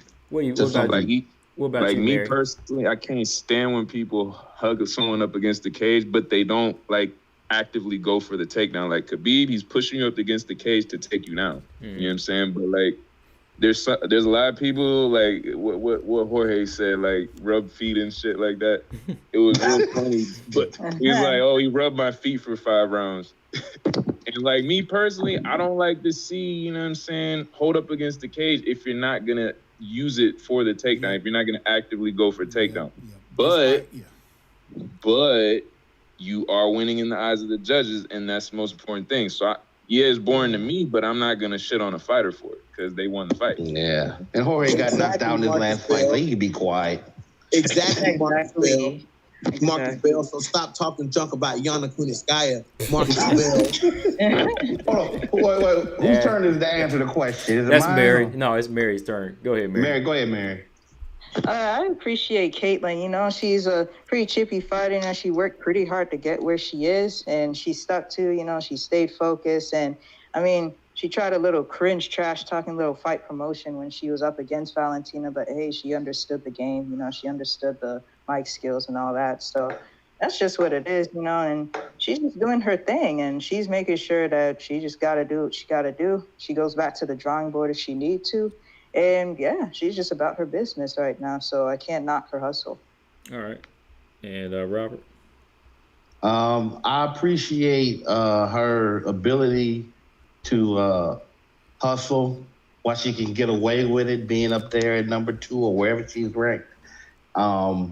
And I appreciate that she is forcing these other fighters to be better.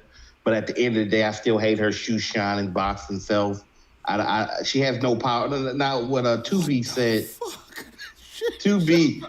2B said about Cyril Gane. I will say this about Cyril Gane. Some people say he's boring. I don't think he's boring at all. I think what he's doing is impressive. I just think he has the same problem for different reasons that Caitlin has, which is Caitlin has no power. But what Cyril Gane doing is more impressive because he's hitting heavyweight. So that's, at heavyweight, you're not going to have everything, okay? Everybody can't, well, some people might be, but he's fighting people who are heavyweights, bigger than him. He has more technical skill. I mean, you ain't going to have more power than somebody like Lewis or Ngannou. I mean, that's crazy. Everybody can't have everything. But Caitlin, I appreciate her as an annoyance, as something that I just have to, it's like a love-hate thing. Like, I appreciate that, hey, she's a part of the storyline, and there's nothing I can do about it. And the fighters got to make do. That's it. She's a problem that not many know how to solve. So, yeah, that's the division. Right. So, which is a credit to talent level. 100%. Yeah. One more thing, forget Lewis' basic ass. That's all I gotta say. But his basic ass is willing to take a fight though. Why you gotta be a hater, MT? Huh? No, it's not that I'm hating. He's lazy. Y'all don't see that. I'm playing. No, but no, he's lazy, but he wants to fight. He's a lazy fighter who always want to take a fade. He looks better than other people who are better than him because he's always willing to fight. And he has a one-hitter quitter. And if he does that, it erases all the bad aspects. He gets away with it. Yeah, that's a big if. And so imagine how big he would make it if he actually did something about his fight game, though. Like any big ass dude could step in the cage and scurry back and forth like a cockroach and wait for an opening. So like, but he might be the best ever did though. I mean, I don't know. I don't think he has a whole lot of losses on his record. I think he's done well for being as lazy as he is. I think he had 2. Didn't he lose to Francis? No, he won that fight. Oh, he won that fight. So then it's only the DC one. Then isn't that it? I wouldn't have minded seeing him rematch Ngannou if I knew that he's actually implementing something different. Because we all knew that Ngannou's a knockout artist, right? And we see what Ngannou was doing. He's himself out. He was injured in that fight with Ngannou. He had a back injury in that fight that he fought through. You know what I'm saying? Like, Derek Lewis struggled with his back. Shit back then. That's why. Right. Like, he struggled with his back then. And so you had an injured Derek Lewis and a scared Francis Ngannou because people want to put this title on Francis that he's the scariest knockout artist, but he's not. That ain't what happened. That's not what happened. Derek Lewis is the most powerful ultra heavyweight. Listen, this is a statistic. I'm sorry I can't find it, but there's a statistic in boxing and in mixed and combat sports. You challenge the champion, you lose to the champion, you lose your next fight. And Ngannou was still shook from that Stipe loss. And Ngannou was still shook. He was not the same Ngannou. He didn't come in there like the same Ngannou, and he didn't do anything. Once you get whooped like he got whooped by Stipe the first time, he was shook. And yes, to BJ, to his credit, he wasn't there with a fighter who had almost equal power, so to speak. Maybe not the same way that he generates it. Maybe not quite exactly as powerful, but a one-hitter quitter type person anyway. Somebody in there who could have hurt him. His next fight, I don't think Ngannou was there. That's my opinion. I'm not saying he didn't lose it because the fight should have got lost and it was a terrible fight. But I think Ngannou was shook. I think Ngannou was still trying to get over that loss. That's my opinion. I can't prove it. He was scared of who was in front of him. I don't think so. He didn't knock big dudes out like Rosenstruck. He didn't knock out big dudes. If you don't walk into but Rosenstruck's power ain't like Derek Lewis' power. It ain't that far off. Knockouts. So Rosenstruck got knockouts and he got knockout power, but when you get to Francis Ngannou and Derek Lewis, that's a different level of knockout power. Listen, Derek Lewis has savagely knocked people out in the UFC. That's true. And true. And so is Francis Ngannou. And Francis, what was Francis Ngannou scared of coming out to fight with Stipe? What was he scared of? That was he scared Derek Lewis was going to take him down? Is that what he was scared of? No, he was scared of that power. The reason Stipe shook him is because he never had been taken down and controlled the way Stipe controlled him. As far as he ate a few shots from Stipe, but he didn't eat any knockout shots from Stipe. Stipe can knock people out, but Stipe, for the most part, is like Michael Bisping, a pillow puncher. You know what I'm saying? So, what was he scared of when he's fighting Derek Lewis? It wasn't the threat of the takedown. It was the power. He didn't want to get knocked out. That's what it was, which is how when people don't respect Derek Lewis's power, they end up like Alexander Volkov. They end up like Travis Brown. They end up like the rest of the people, like Curtis Blades. They end up face down on the damn mat. And Francis Ngannou knew that if he start trying to mix it up in there with Derek Lewis, that he can get knocked the fuck out. It's as simple as that. Francis said couldn't be me. But that's an oversimplification, though, because it really is. Because Derek Lewis. Go ahead. No, I was going to say, but Francis Ngannou ultimately is still only 50% of the fight. It's one thing to be scared of the knockout, to be timid, to be gun-shy, to be whatever, but the knockout never came. He had the entire time within that fight to actually calibrate in real time. Oh, this thing that I thought was coming isn't actually coming. But nothing actually changed on either fighter's part. That's why the fight was such a non-event, because neither of them did anything. Whatever the potential dangers were, none of those dangers showed themselves from either fighter. Right. Yeah, it was a boring fight. And it was. I guess they just gave Derek the fight because as far as the crowd was, you might as well call it a draw because no fight really happened. No contest. It really was supposed to be a draw. Somebody did a breakdown on that fight. It was like, this is what happened. The screen just stayed froze. 10 seconds went by. Nothing happened in this fight. End of breakdown. Nothing happened in that damn fight. Derek Lewis proved nothing, and Francis Ngannou proved absolutely nothing. It was trash, yeah. So I think if they rematch, though, that Francis should be able to, with this newfound, fight improvement, I think he should edge out the win, considering Lewis didn't change anything yet. Both of them definitely believe in themselves more. Right. I think it'll be more interesting because they would actually try to fight. That's why it would actually be a contest. So.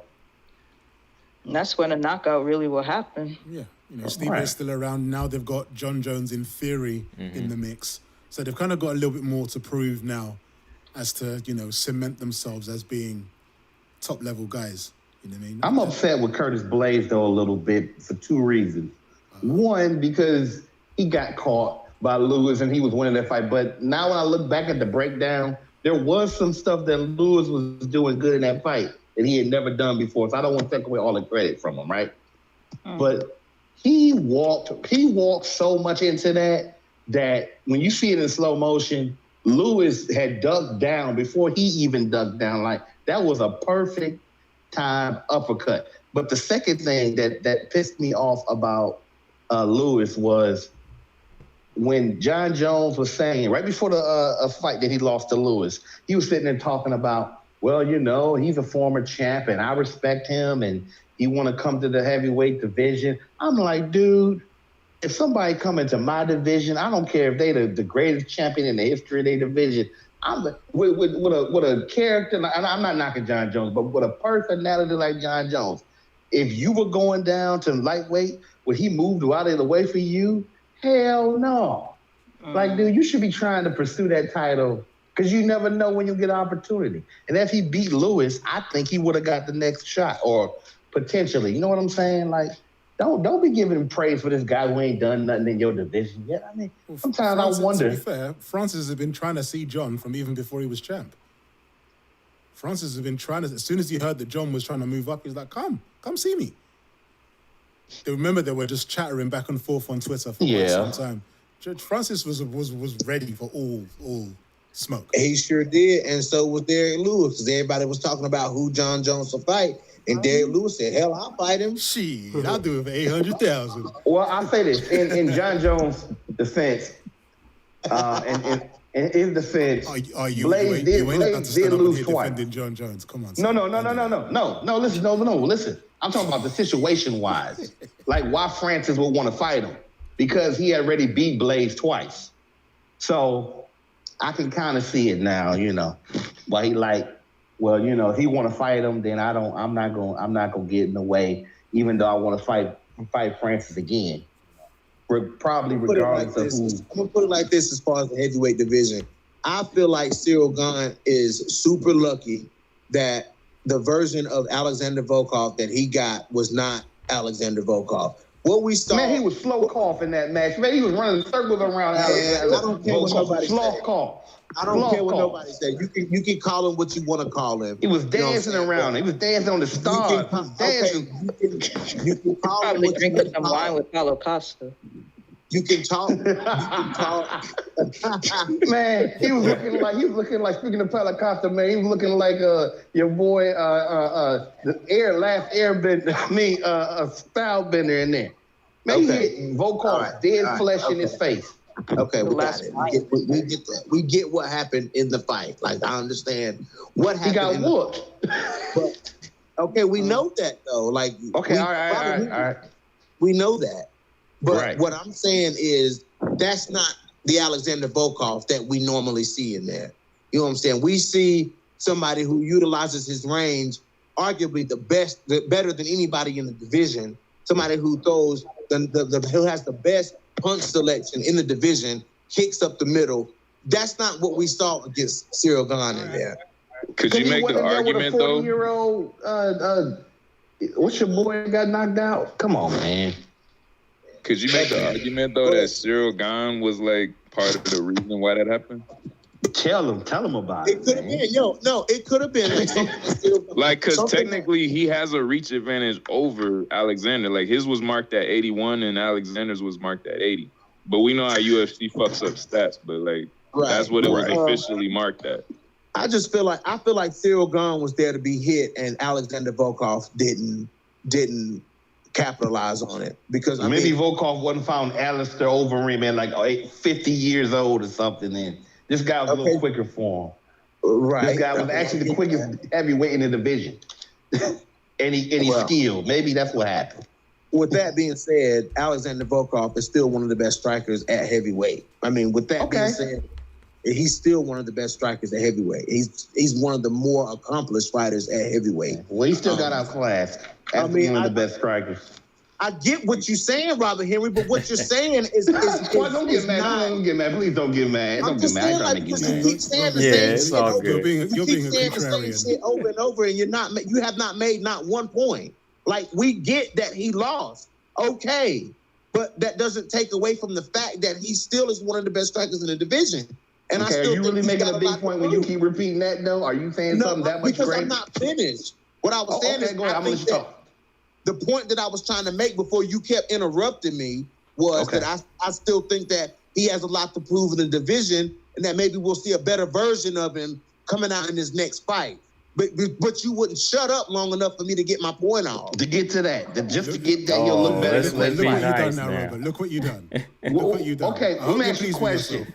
You're like the only person on here like interrupting people and shit while they trying to talk. Like, let everybody talk. Okay, but listen what I'm trying to say. The point you just made can go to any other fighter who just lost the fight. Well, he didn't fight the best version of him. As far as I'm concerned, he's still one of the best strikers in the league.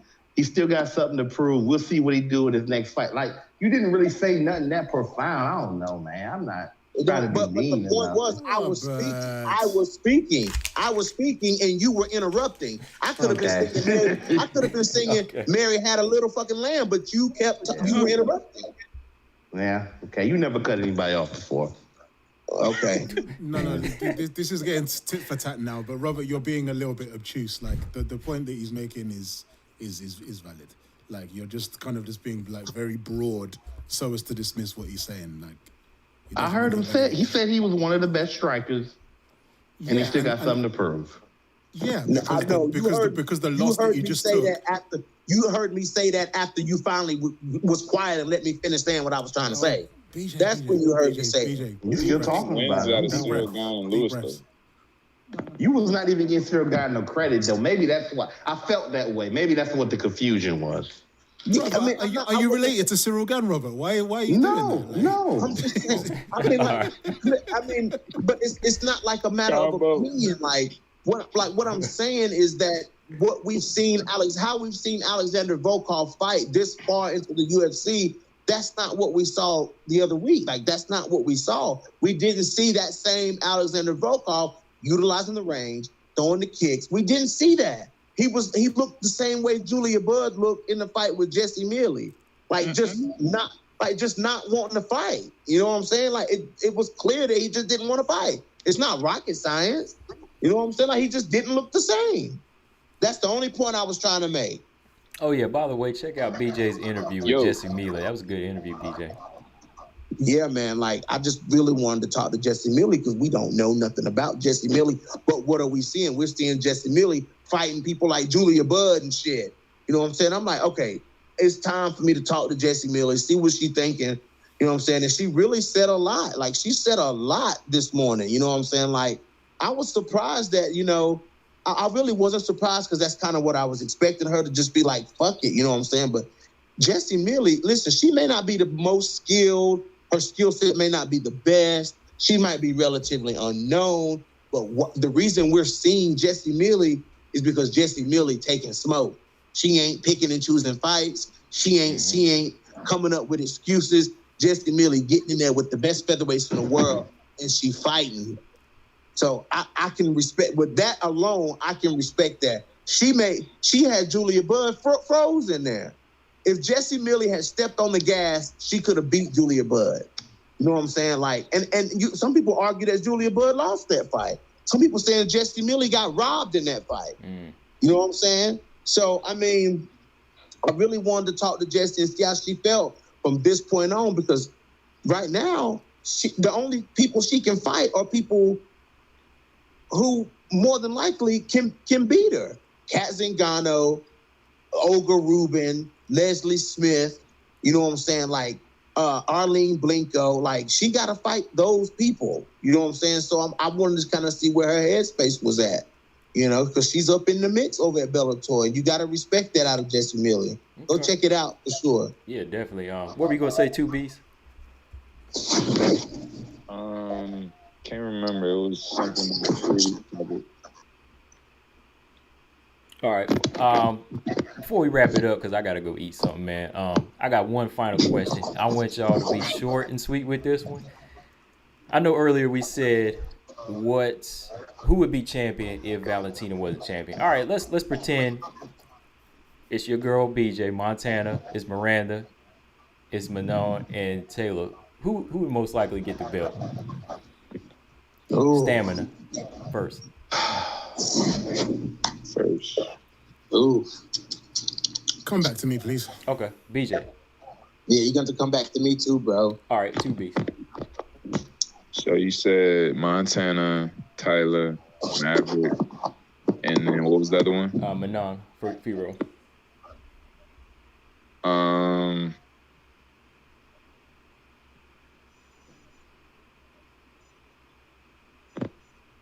Are you talking like against Valentina, or if Valentina wasn't? If Valentina is no longer in the division, I'll let you think on 2Bs. Mary, what you think? Okay, you said Maverick, Tyler Santos. Maverick, Tyler Santos, Manon Firo, and Montana De La Rosa. Okay, I'll admit I haven't really seen enough of Manon, so I can't really speak too much. I don't really compare her to any of them like that. But I would say that Maverick seems to have a little bit of good willpower and like good fighting spirit, and I think she's really, really hungry. And De La Rosa, you know, like she's pretty decent, but maybe I think between those two, it would be sort of like a 55-45, leaning either which way, because I'm not too keen on who would win on the feet. Okay. But I think Maverick looks a little bit stronger, so I think maybe Maverick would kind of like outstrength De La Rosa. I don't know. But Taylor Santos would probably like just knock both of their faces off, so I don't know. All right. And Robert. I'm going to give the edge.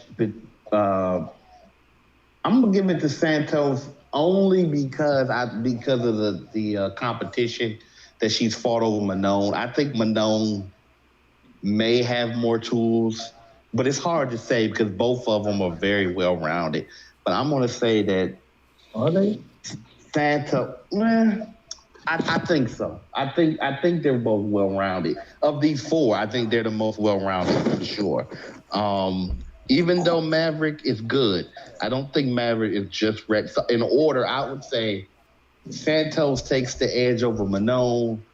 Manon gets the edge over Maverick, and I think that Montana De La Rosa is at the bottom. I don't think Montana is like ungodly far away. I just don't see her being consistent enough to win the title. And if she wins the title, I don't think she's gonna win it first over those four. I think it goes Santos, Manon, Maverick, and then Montana. Okay. All right. Going back up to stamina. So I'm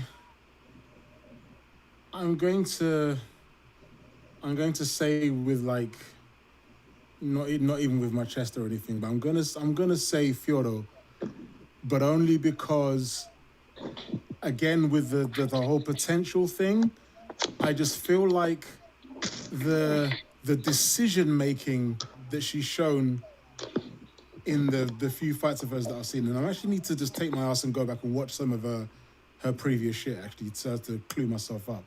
But the decision making that she's shown within her little UFC stint, I just feel like there's an assertiveness there, there's a confidence and an experience there that even in the best moments of those other women, I've not seen anything comparable to that, even with whatever it is that they do best.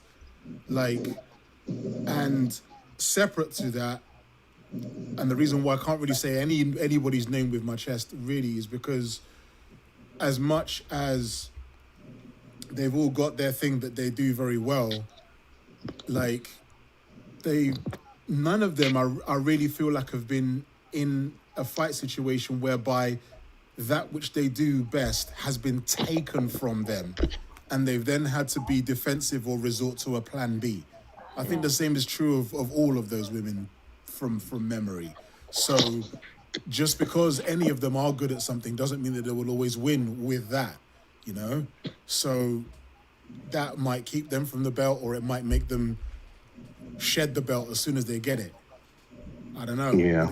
You know, the whole kind of styles make fights thing, who they're facing could be it. Like, you know, if any of those women had to fight any of the others so as to win the belt, maybe they'd beat three of them but lose to one because of the style matchup. It's like, it's super hypothetical. I can't really say anything with conviction. Okay. Just curious as to what, each fighter kind of shows, as I say, potential. You know, that's all it is, potential. Like, I don't try to put false hype behind it. But BJ, were you good, man? Yeah.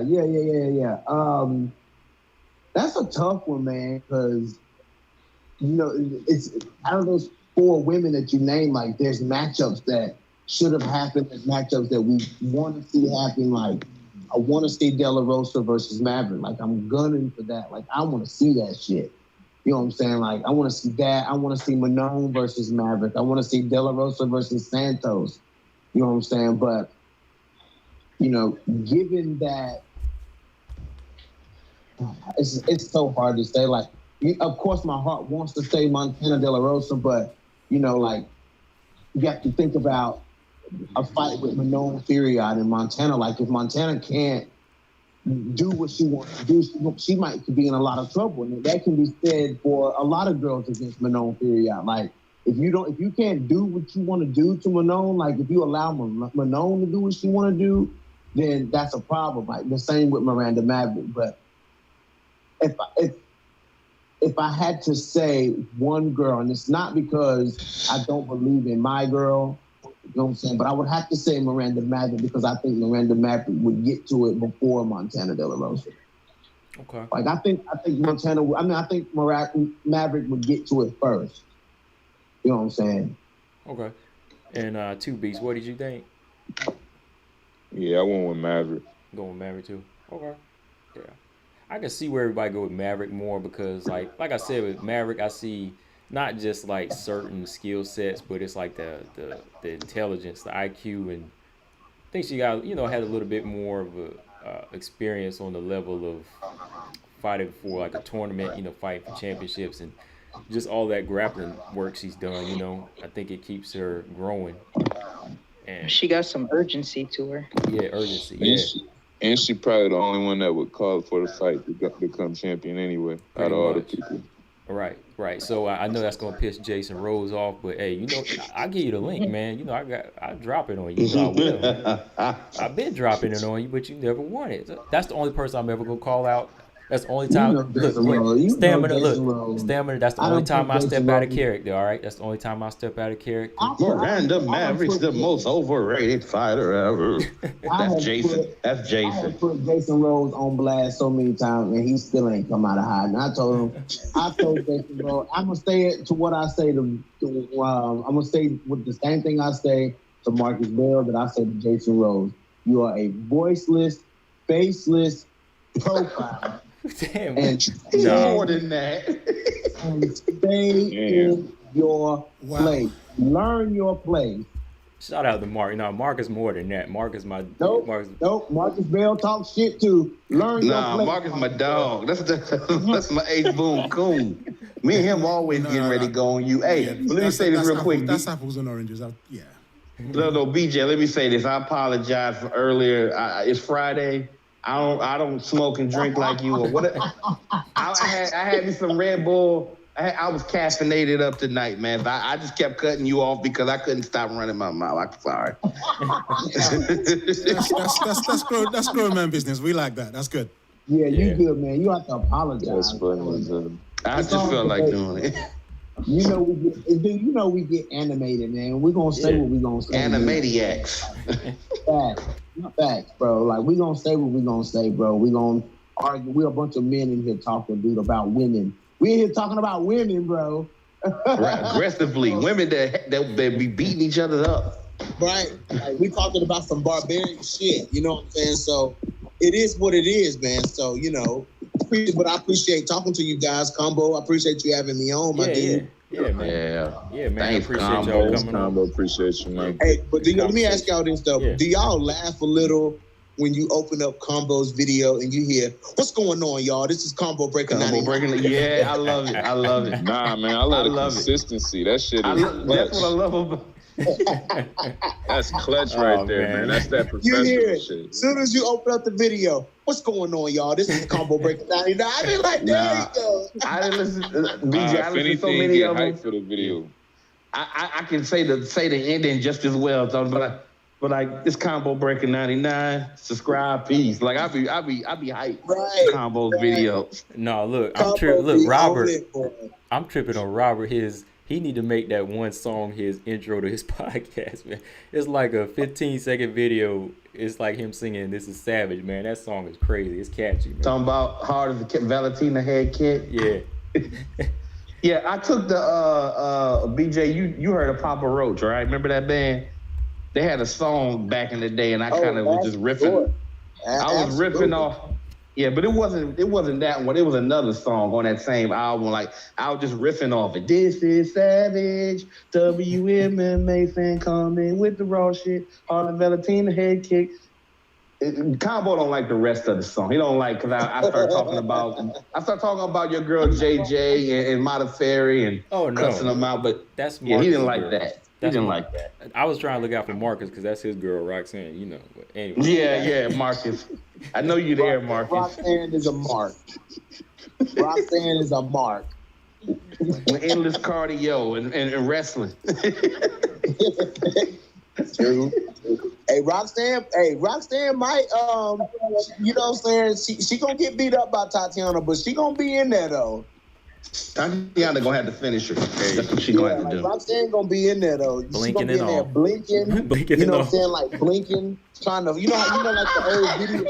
Listen, man, y'all know the old videotape when you put the VCR, you put the tape in the VCR and it say tracking and it's trying to damn get the picture right. That is Roxanne Modafferi. That's what's going on when they introducing her and she's sitting there looking and blinking and shit.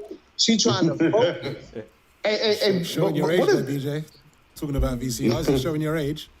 Oh, I'm telling you, man, Roxanne being there trying to focus. What if Roxanne really was a good striker? If she could only wear those glasses when she come up in there, she be knocking girls out. But what if Roxanne was like a damn world class kickboxer if she could see in there? But she can't see. She punching at colors. Yo, like she punching at colors, yo. Let me ask you this question, and then I'm gonna let what's the name? Why is it in that fight against Araujo? Why the hell was Roxanne Modafferi kept trying to pull up? Like I'm sitting there looking at Araujo like just hit her in the face. Every time anytime those things would sag off her ashy knees, she'd sit there, pause, and pull it up. I'm like, that could have been me. I'd have hit Roxy right in her damn mouth. Sitting there doing that crazy. Oh yeah, like the attire, like adjustments. I can't stand that shit. Like I can't stand it. Ain't like her boobs don't react coming out or something. You know what I'm saying? Like yo, if you adjusting your attire in the middle of a fight, your opponent should immediately smack. I'm like, man, why they don't take advantage you of that? Me, I'm gonna hit you. That's because she whispered in Araujo's ear, I can't really see. Like, she told she don't speak English, you'll be fine. Smack her. But straight up, what's gonna happen, yo, when somebody bust up Roxanne Modafferi's eyes? Like her eyes are like swollen almost shut. Like, are they gonna have to stop the fight? That's it. Yes, they would. Yeah. They would with anyone. Yes, of course they would. They have to do that all the time. But I'm saying, that's so uncertain. But I'm saying, like, if her eyes ain't all the way shut, you know what I'm saying? Like, they still open, but her vision is so compromised, like she can't see. She can barely see with them all the way open, y'all. That's the point I'm trying to say. Like, if they let that happen with Joanna, why couldn't that happen with her? They let it happen with Joanna. But Joanna can see. Joanna got good vision. Roxanne don't. No, if the doctor comes in and does the test with the finger and with the torch, and they say, follow my finger. Can you see the torch? How many times did I flash it? If they don't get the right answers, the fight stopped. Right. It doesn't matter who it is. Mm-hmm. Did you see that fight with Cerrone against Tony Ferguson? Yeah. When his eye swole all the way up? That was one eye. Same shit. And they stopped the fight. They stopped the fight. It's like, nope, you can't fight with that. But what I'm trying to say is minimal damage to Roxanne's eyes can cause her to be completely out of the game. That's what I'm trying to say. Like, even if it's not even to the extent of those examples that y'all said, if it's just little damage to Roxanne's eyes, Roxanne is compromised in there. Is that right or wrong, though? No, you're absolutely right. And that's on Viviani, because Viviani could have got her out of there. No, she just wanted to, take pictures of her handiwork instead of actually hitting her. Yeah. He probably was tired too. Yeah. you know, Araujo be getting tired in there. I would have just let it 2 rounds. But the greatest thing in the world, though, was that Roxanne started landing punches on Araujo. I was like, what is going on? Yeah, round 3, holy shit. It was like, what? What am I watching? Yes, my voice was that high. I was like, what am I watching? They weren't even the fastest punches, man. Like they were slow as hell, man. Roxanne like that. She's real unpredictable. Those punches were slow as hell. Like you could see them coming. Punches arriving by fucking carrier pigeon. Hey, but she was throwing them though. Hey, Roxy was throwing them. She was throwing them though. That shit was that was the funny. And that when she was ground and pounding Macy Barber, yo. That was the funniest, the funny. Satisfying. Dude. That gave me joy. But the way she was hammer fisting Macy Barber on the ground, I was like, Roxy, no. That goes to show you how reckless Macy is.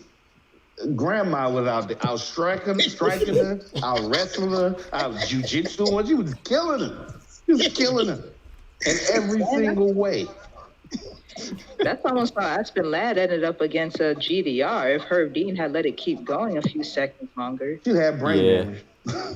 Oh no, they stopped that fight just in time. It was right. No. She got Wally I'm Mob. about to watch that fight again now, guys. It was one hit and she went down. Damn. She went a 360 all the way to the floor. But it was She the way had no business striking with that woman. It was the way she went down. Like she just like, I mean, her knees was gone. Like Crumbled. GDR threw one punch, man, and her knees was gone, dude. Bricks just falling.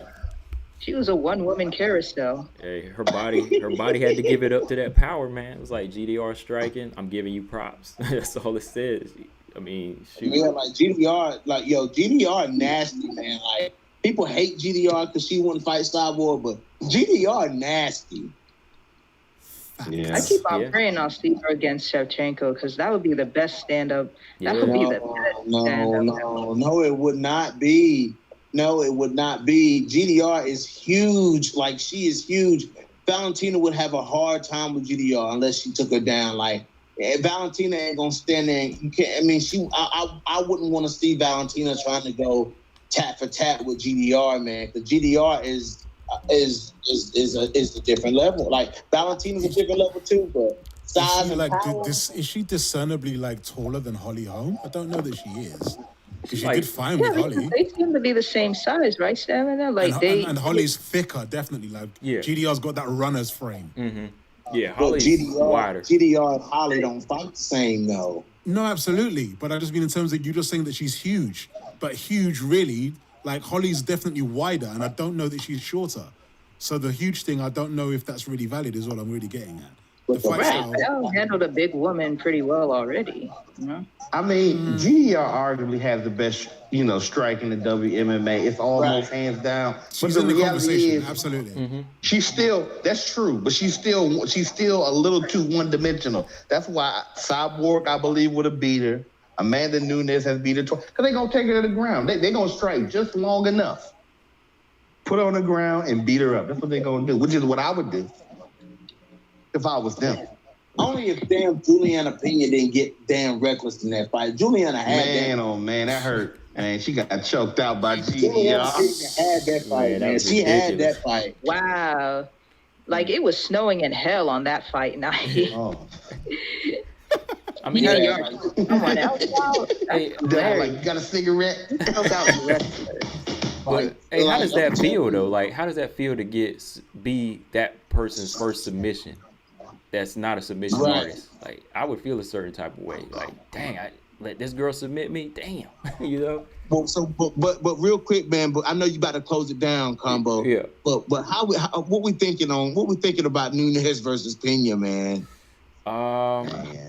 I'm about 80-20, 70-40 for Nunes. I mean, look, shout out to Pena. 70-40, your math is terrible. No, I said... I'm trying to figure this out. 70-30. I said 70-30 or, excuse me, 80-20. Sorry, 80-20. 80-20 for Nunes. 80-20? I'm being real, man. I ain't even mad at it. I like Pena's call out. I like the fact that she wants it, but actually being able to put everything together for Nunes is going to be hard work. I think her stand-up isn't going to be a big problem for Nunes. I think Nunes' game is going to be to use the stand-up and get it keep it standing. I think she's actually going to keep it standing in this fight, and I think that's where Pena might get a little reckless and get caught, honestly. I don't think Nunes is going to give Pena the chance to take it to the ground with her. I think she's going to want to stand with her. And she might last a little bit longer than Megan Anderson. I like Pena, but I think she might last a round or two longer than Megan. But it might go the same way. Megan ain't last a minute. That's my point. Megan faster than lost fast.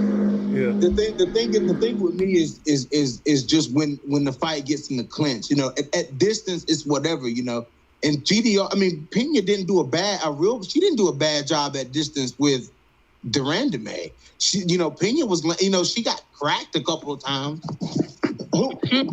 She got cracked a couple of times, but she didn't get you know what I'm saying? Like she wasn't getting beat up. You know what I'm saying? So I mean, I don't know, man. I mean, she was decent, but that's Jermaine Durandame. Jermaine likes to keep the space and the distance and be technical. I don't think she still has the power of Nunes, because when Nunes about to hit her, she gonna hit her. So we gonna see what it do with Nunes's power versus GDR's power. I think that the one thing about Amanda is her strike selection. Well, okay, her decision making is excellent. It's outstanding. But the punch selection, but she probably less varied than GDR. Like GDR can do a lot more, but the problem is, I think the power. Like Juliana got a chin, but Amanda can take your chin if you keep getting hit in it. So I think it's gonna be a good fight. I'm favoring Nunes, but I don't. I want to see Juliana, see if she can pull it off. But it should be a good fight. What about you two, Beast? What are you thinking?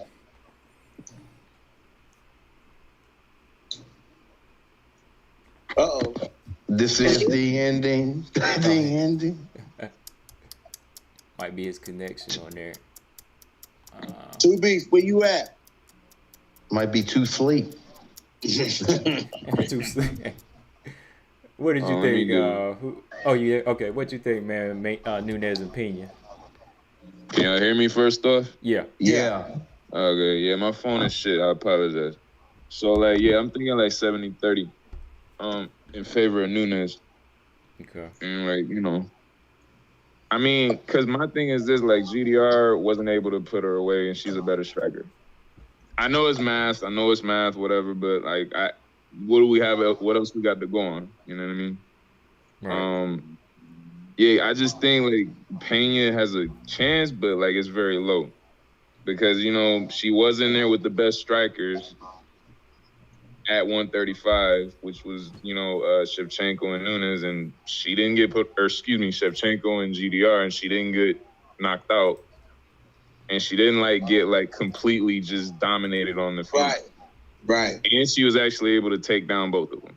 Mm-hmm. So maybe she stands a decent chance, but I don't give her more than 30%. Okay. What were you gonna say, Mary? The thing about Shevchenko, though, I mean, Shevchenko chose not to strike with Pena the whole time. We saw that Shevchenko chose to take her down so that she could do what she wanted to with her on the ground. I mean, I get that Pena survived on the feet with Shevchenko, but at the same time, it was still Shevchenko sort of trying to dominate most of that fight. You see what I mean? Dominate that fight, though. What happened? Juliana Pena dominated that fight. You think so?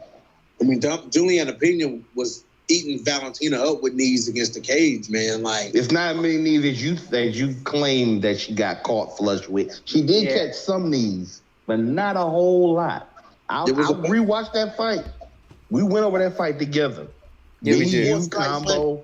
She landed more strikes than Valentina. She landed more strikes than Valentina did. When Valentina got on the ground and started beating her in the face, that was more strikes there than Pena landed the whole fight. You didn't see when she caught her and she was on top and she said, you don't remember that? But Valentina, she was beating the hell out of him. Right in the face. Right in the face, BJ. In the face. In the face. When they went to the ground, Juliana Pena ran out of time in the first round because she had already swiveled Valentina over for the armbar. And she hurt herself trying to twist Valentina around, and Valentina, So there was no ground and pound there. And then in the second round, when the fight went to the ground, that's when Valentina stubbed her. So what ground and pound you talking about? I'm talking about when she got her on the ground and hit her in the face. Okay, you know what? Maybe it happened the second round. Maybe there's a slight possibility I'm wrong. But she was on top of her, and she hit her in the face, and that didn't happen when Juliana got her down. That was my point. Okay. We can look at it again. Ain't no problem. I like the adjustment Valentina made, though. You noticed that she was eating knees, but then she timed it and said, okay, she's going to continue to do the same thing. I'm going to catch this knee and take her down. Right, yep. They just did it twice in the first round. Yeah, twice. I think Pena was playing that up, though, to get the fight to the ground. You might be giving her a little bit too much credit there. After the second or third time of Valentina tripping her, Juliana Pena continued to do it. So it's kind of like, okay, well, Was Pena not aware of it? She had to be aware of it because she had been tripped and took down a couple of times. So was Juliana Pena, because when it happened in the first round, when the fight went to the ground, Juliana Pena was trying to lock up an armbar. So was Valentina really like being smarter than Pena at that moment? Yes. That's what happens when you get high in your own supply. Like you start enjoying the smell of your own farts. It's like, I'm landing. Oh, then you're on the floor. You're in the armbar. Yeah, that's That's true. Who believe if the fight goes to a third round that Juliana would have done something significantly different? I'm not sure. No. If she survived that armbar, I don't know. Her lack of game plan and inability to adjust was what lost her that fight. Because she took landing as being winning. Yeah. Anyway, I'm seeing as Pina might actually be tougher than we think she is. I'll give it 70-30.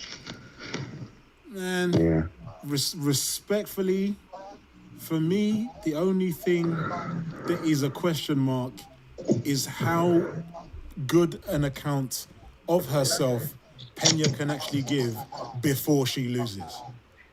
The only difference is whether it's going to be a blowout or whether she's actually going to do something significant before the inevitable end. She's not going y'all to gonna look real funny when if Juliana Pena wins that fight. That suits me just fine. I would love to be wrong on this one occasion. That would be great. But I don't see it. I don't see any way that she wins that fight. It could easily just be done in one. She just gets blasted the same way everyone else has. Or maybe that wonderful chin of hers will keep her in the game long enough to secure something for Nunes to fuck up, or to just be like, what? She's still standing? Or what? Who knows? But it's just a question of... did it. Absolutely. So it's just a question of what will she do before she loses. That's what it is to me. Julia, she cannot win that fight. More reckless Nunes. I think I was still a baby whenever Cat. What if she does get the takedown? Do you think Nunes gets her in a triangle or like an armbar? No. She gonna get her in an armbar leg triangle head thing like what she did Anderson. I don't know what the hell that is. I think I was learning to walk whenever Catlin won. Combo said he was still a baby sipping on formula when Cat Zingano beat Nunes. Hey, Cat Zingano still beat her. Cat still beat the hell out of her though. Hey, yo, Combo, what you think, man? What do you think? Like, if if Pena does get the takedown, does Nunes submit her off her back? Can Nunes submit her off her back? Like, absolutely, yes. I think she can. Amanda started as a BJJ artist. But she's not that great off her back. Okay, I'm not going to say she can't. I'm not going to say what she can't do. But she's not as good off her back. Okay, yes, it's possible. I agree. It's possible. Not a lot of case study, though, really, is there? But when Val had Nunes on her back in the first fight, I think all Nunes really did was control her from the bottom by, holding her tight and stuff like that. But I didn't really see Nunes attempting any bottom submissions. But maybe she could do that again. Yeah, I think she's going to be a little bit more alert with somebody like Pena. Like, I could see her trying to get her guard closed around her hips and trying to, control the hips of Juliana Pena. Because Juliana Pena got strong hips. Like, I don't know if y'all ever noticed, like, how she can move some of these girls and control in a half guard. But I think that Nunes, off of her back, she's going to have to be trying to lock in, because another thing about Pena, she's active. Like, when Pena gets you down, she starts striking. She starts striking, so she's going to have to work by holding those hips and, controlling her wrists, too. So, that's why I go back to saying Nunes might not even want to take it to the ground in this fight. I could just see her trying to make this a standing match, actually. Nunes is smart, though. She don't make a lot of mistakes, so she might even do well off her back. Who knows? And I want to see how many of them shots she gonna eat. She's gonna have a whole buffet. Speaking of eating, I know Combo's starving. Yeah, I'm about to. I don't want to get blocked. Let me. You low key deserve it though, Robert. I know, low key. Yeah, pressing buttons and shit. Yeah, who did you block blocking again? people and hiding Jason Rose. Sausage fingers. Oh well, yeah, that. Yeah. No. No, I'm playing. Those are Red Bull fingers.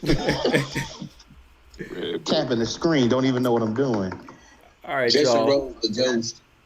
But yeah, before we get up ahead, shout out, thanks for y'all coming in and chatting as well. But before you go, anybody want to give out where they need to be followed? I start with you, BJ. Yes, sir. No Filter MMA right here on YouTube, at No Filter MMA on Twitter. All right. And Stamina. I am the least interesting person on the internet. Ignore me, please. Oh no, okay. I know 2B's got a channel, right? It's highly inactive at the moment, but I'm working on it. Okay. So, but other than that, nah, just YouTube, man. All right. I know Mary, she comes in the chat most of the time, but definitely want you to come back on. Definitely. Yeah, no problem. Yeah, definitely value your points. Okay. And my man Robert. Savage WMMA fan. But listen, I'm not active right now. I don't know when the next time I'm gonna publish a video. I don't even know. But Robert Henry Poet, I just posted something today. Okay. I post poetry on there and some commentary. I'll be posting some stuff in the next few weeks. So you can check that out. And original stuff. Yeah, stuff that I stole from whoever Shakespeare stole his stuff. No, I'm just playing. But original writing by Robert Henry. So all right. Look for something once a week, and then I'm gonna have me some of that. Yeah, and if you can subscribe to Savage WMMA fan if you want to, and if I post anything, you'll be notified. So there it is. All right, sound good. Like he said, he come harder than a Valentina head kick. So, hey. Yeah. But all right, y'all. Thanks for coming on. Like I said, we'll do it again. Let's do it again soon, y'all. Yes, sir. Everybody have a good Appreciate weekend. the time. This was a vibe. I like this. This is good. All right, All y'all. right. Be safe. Peace out, man. Later. Much love. So, all right, y'all. I am about to get out of here myself. Thanks everybody for coming in. Like I said, shout out to everybody in the chat that's been, talking, just bringing up good conversation. High five and everybody else, Marcus Bell. But I'm about to get out of here, man. I've been on here for a minute. Got to go eat.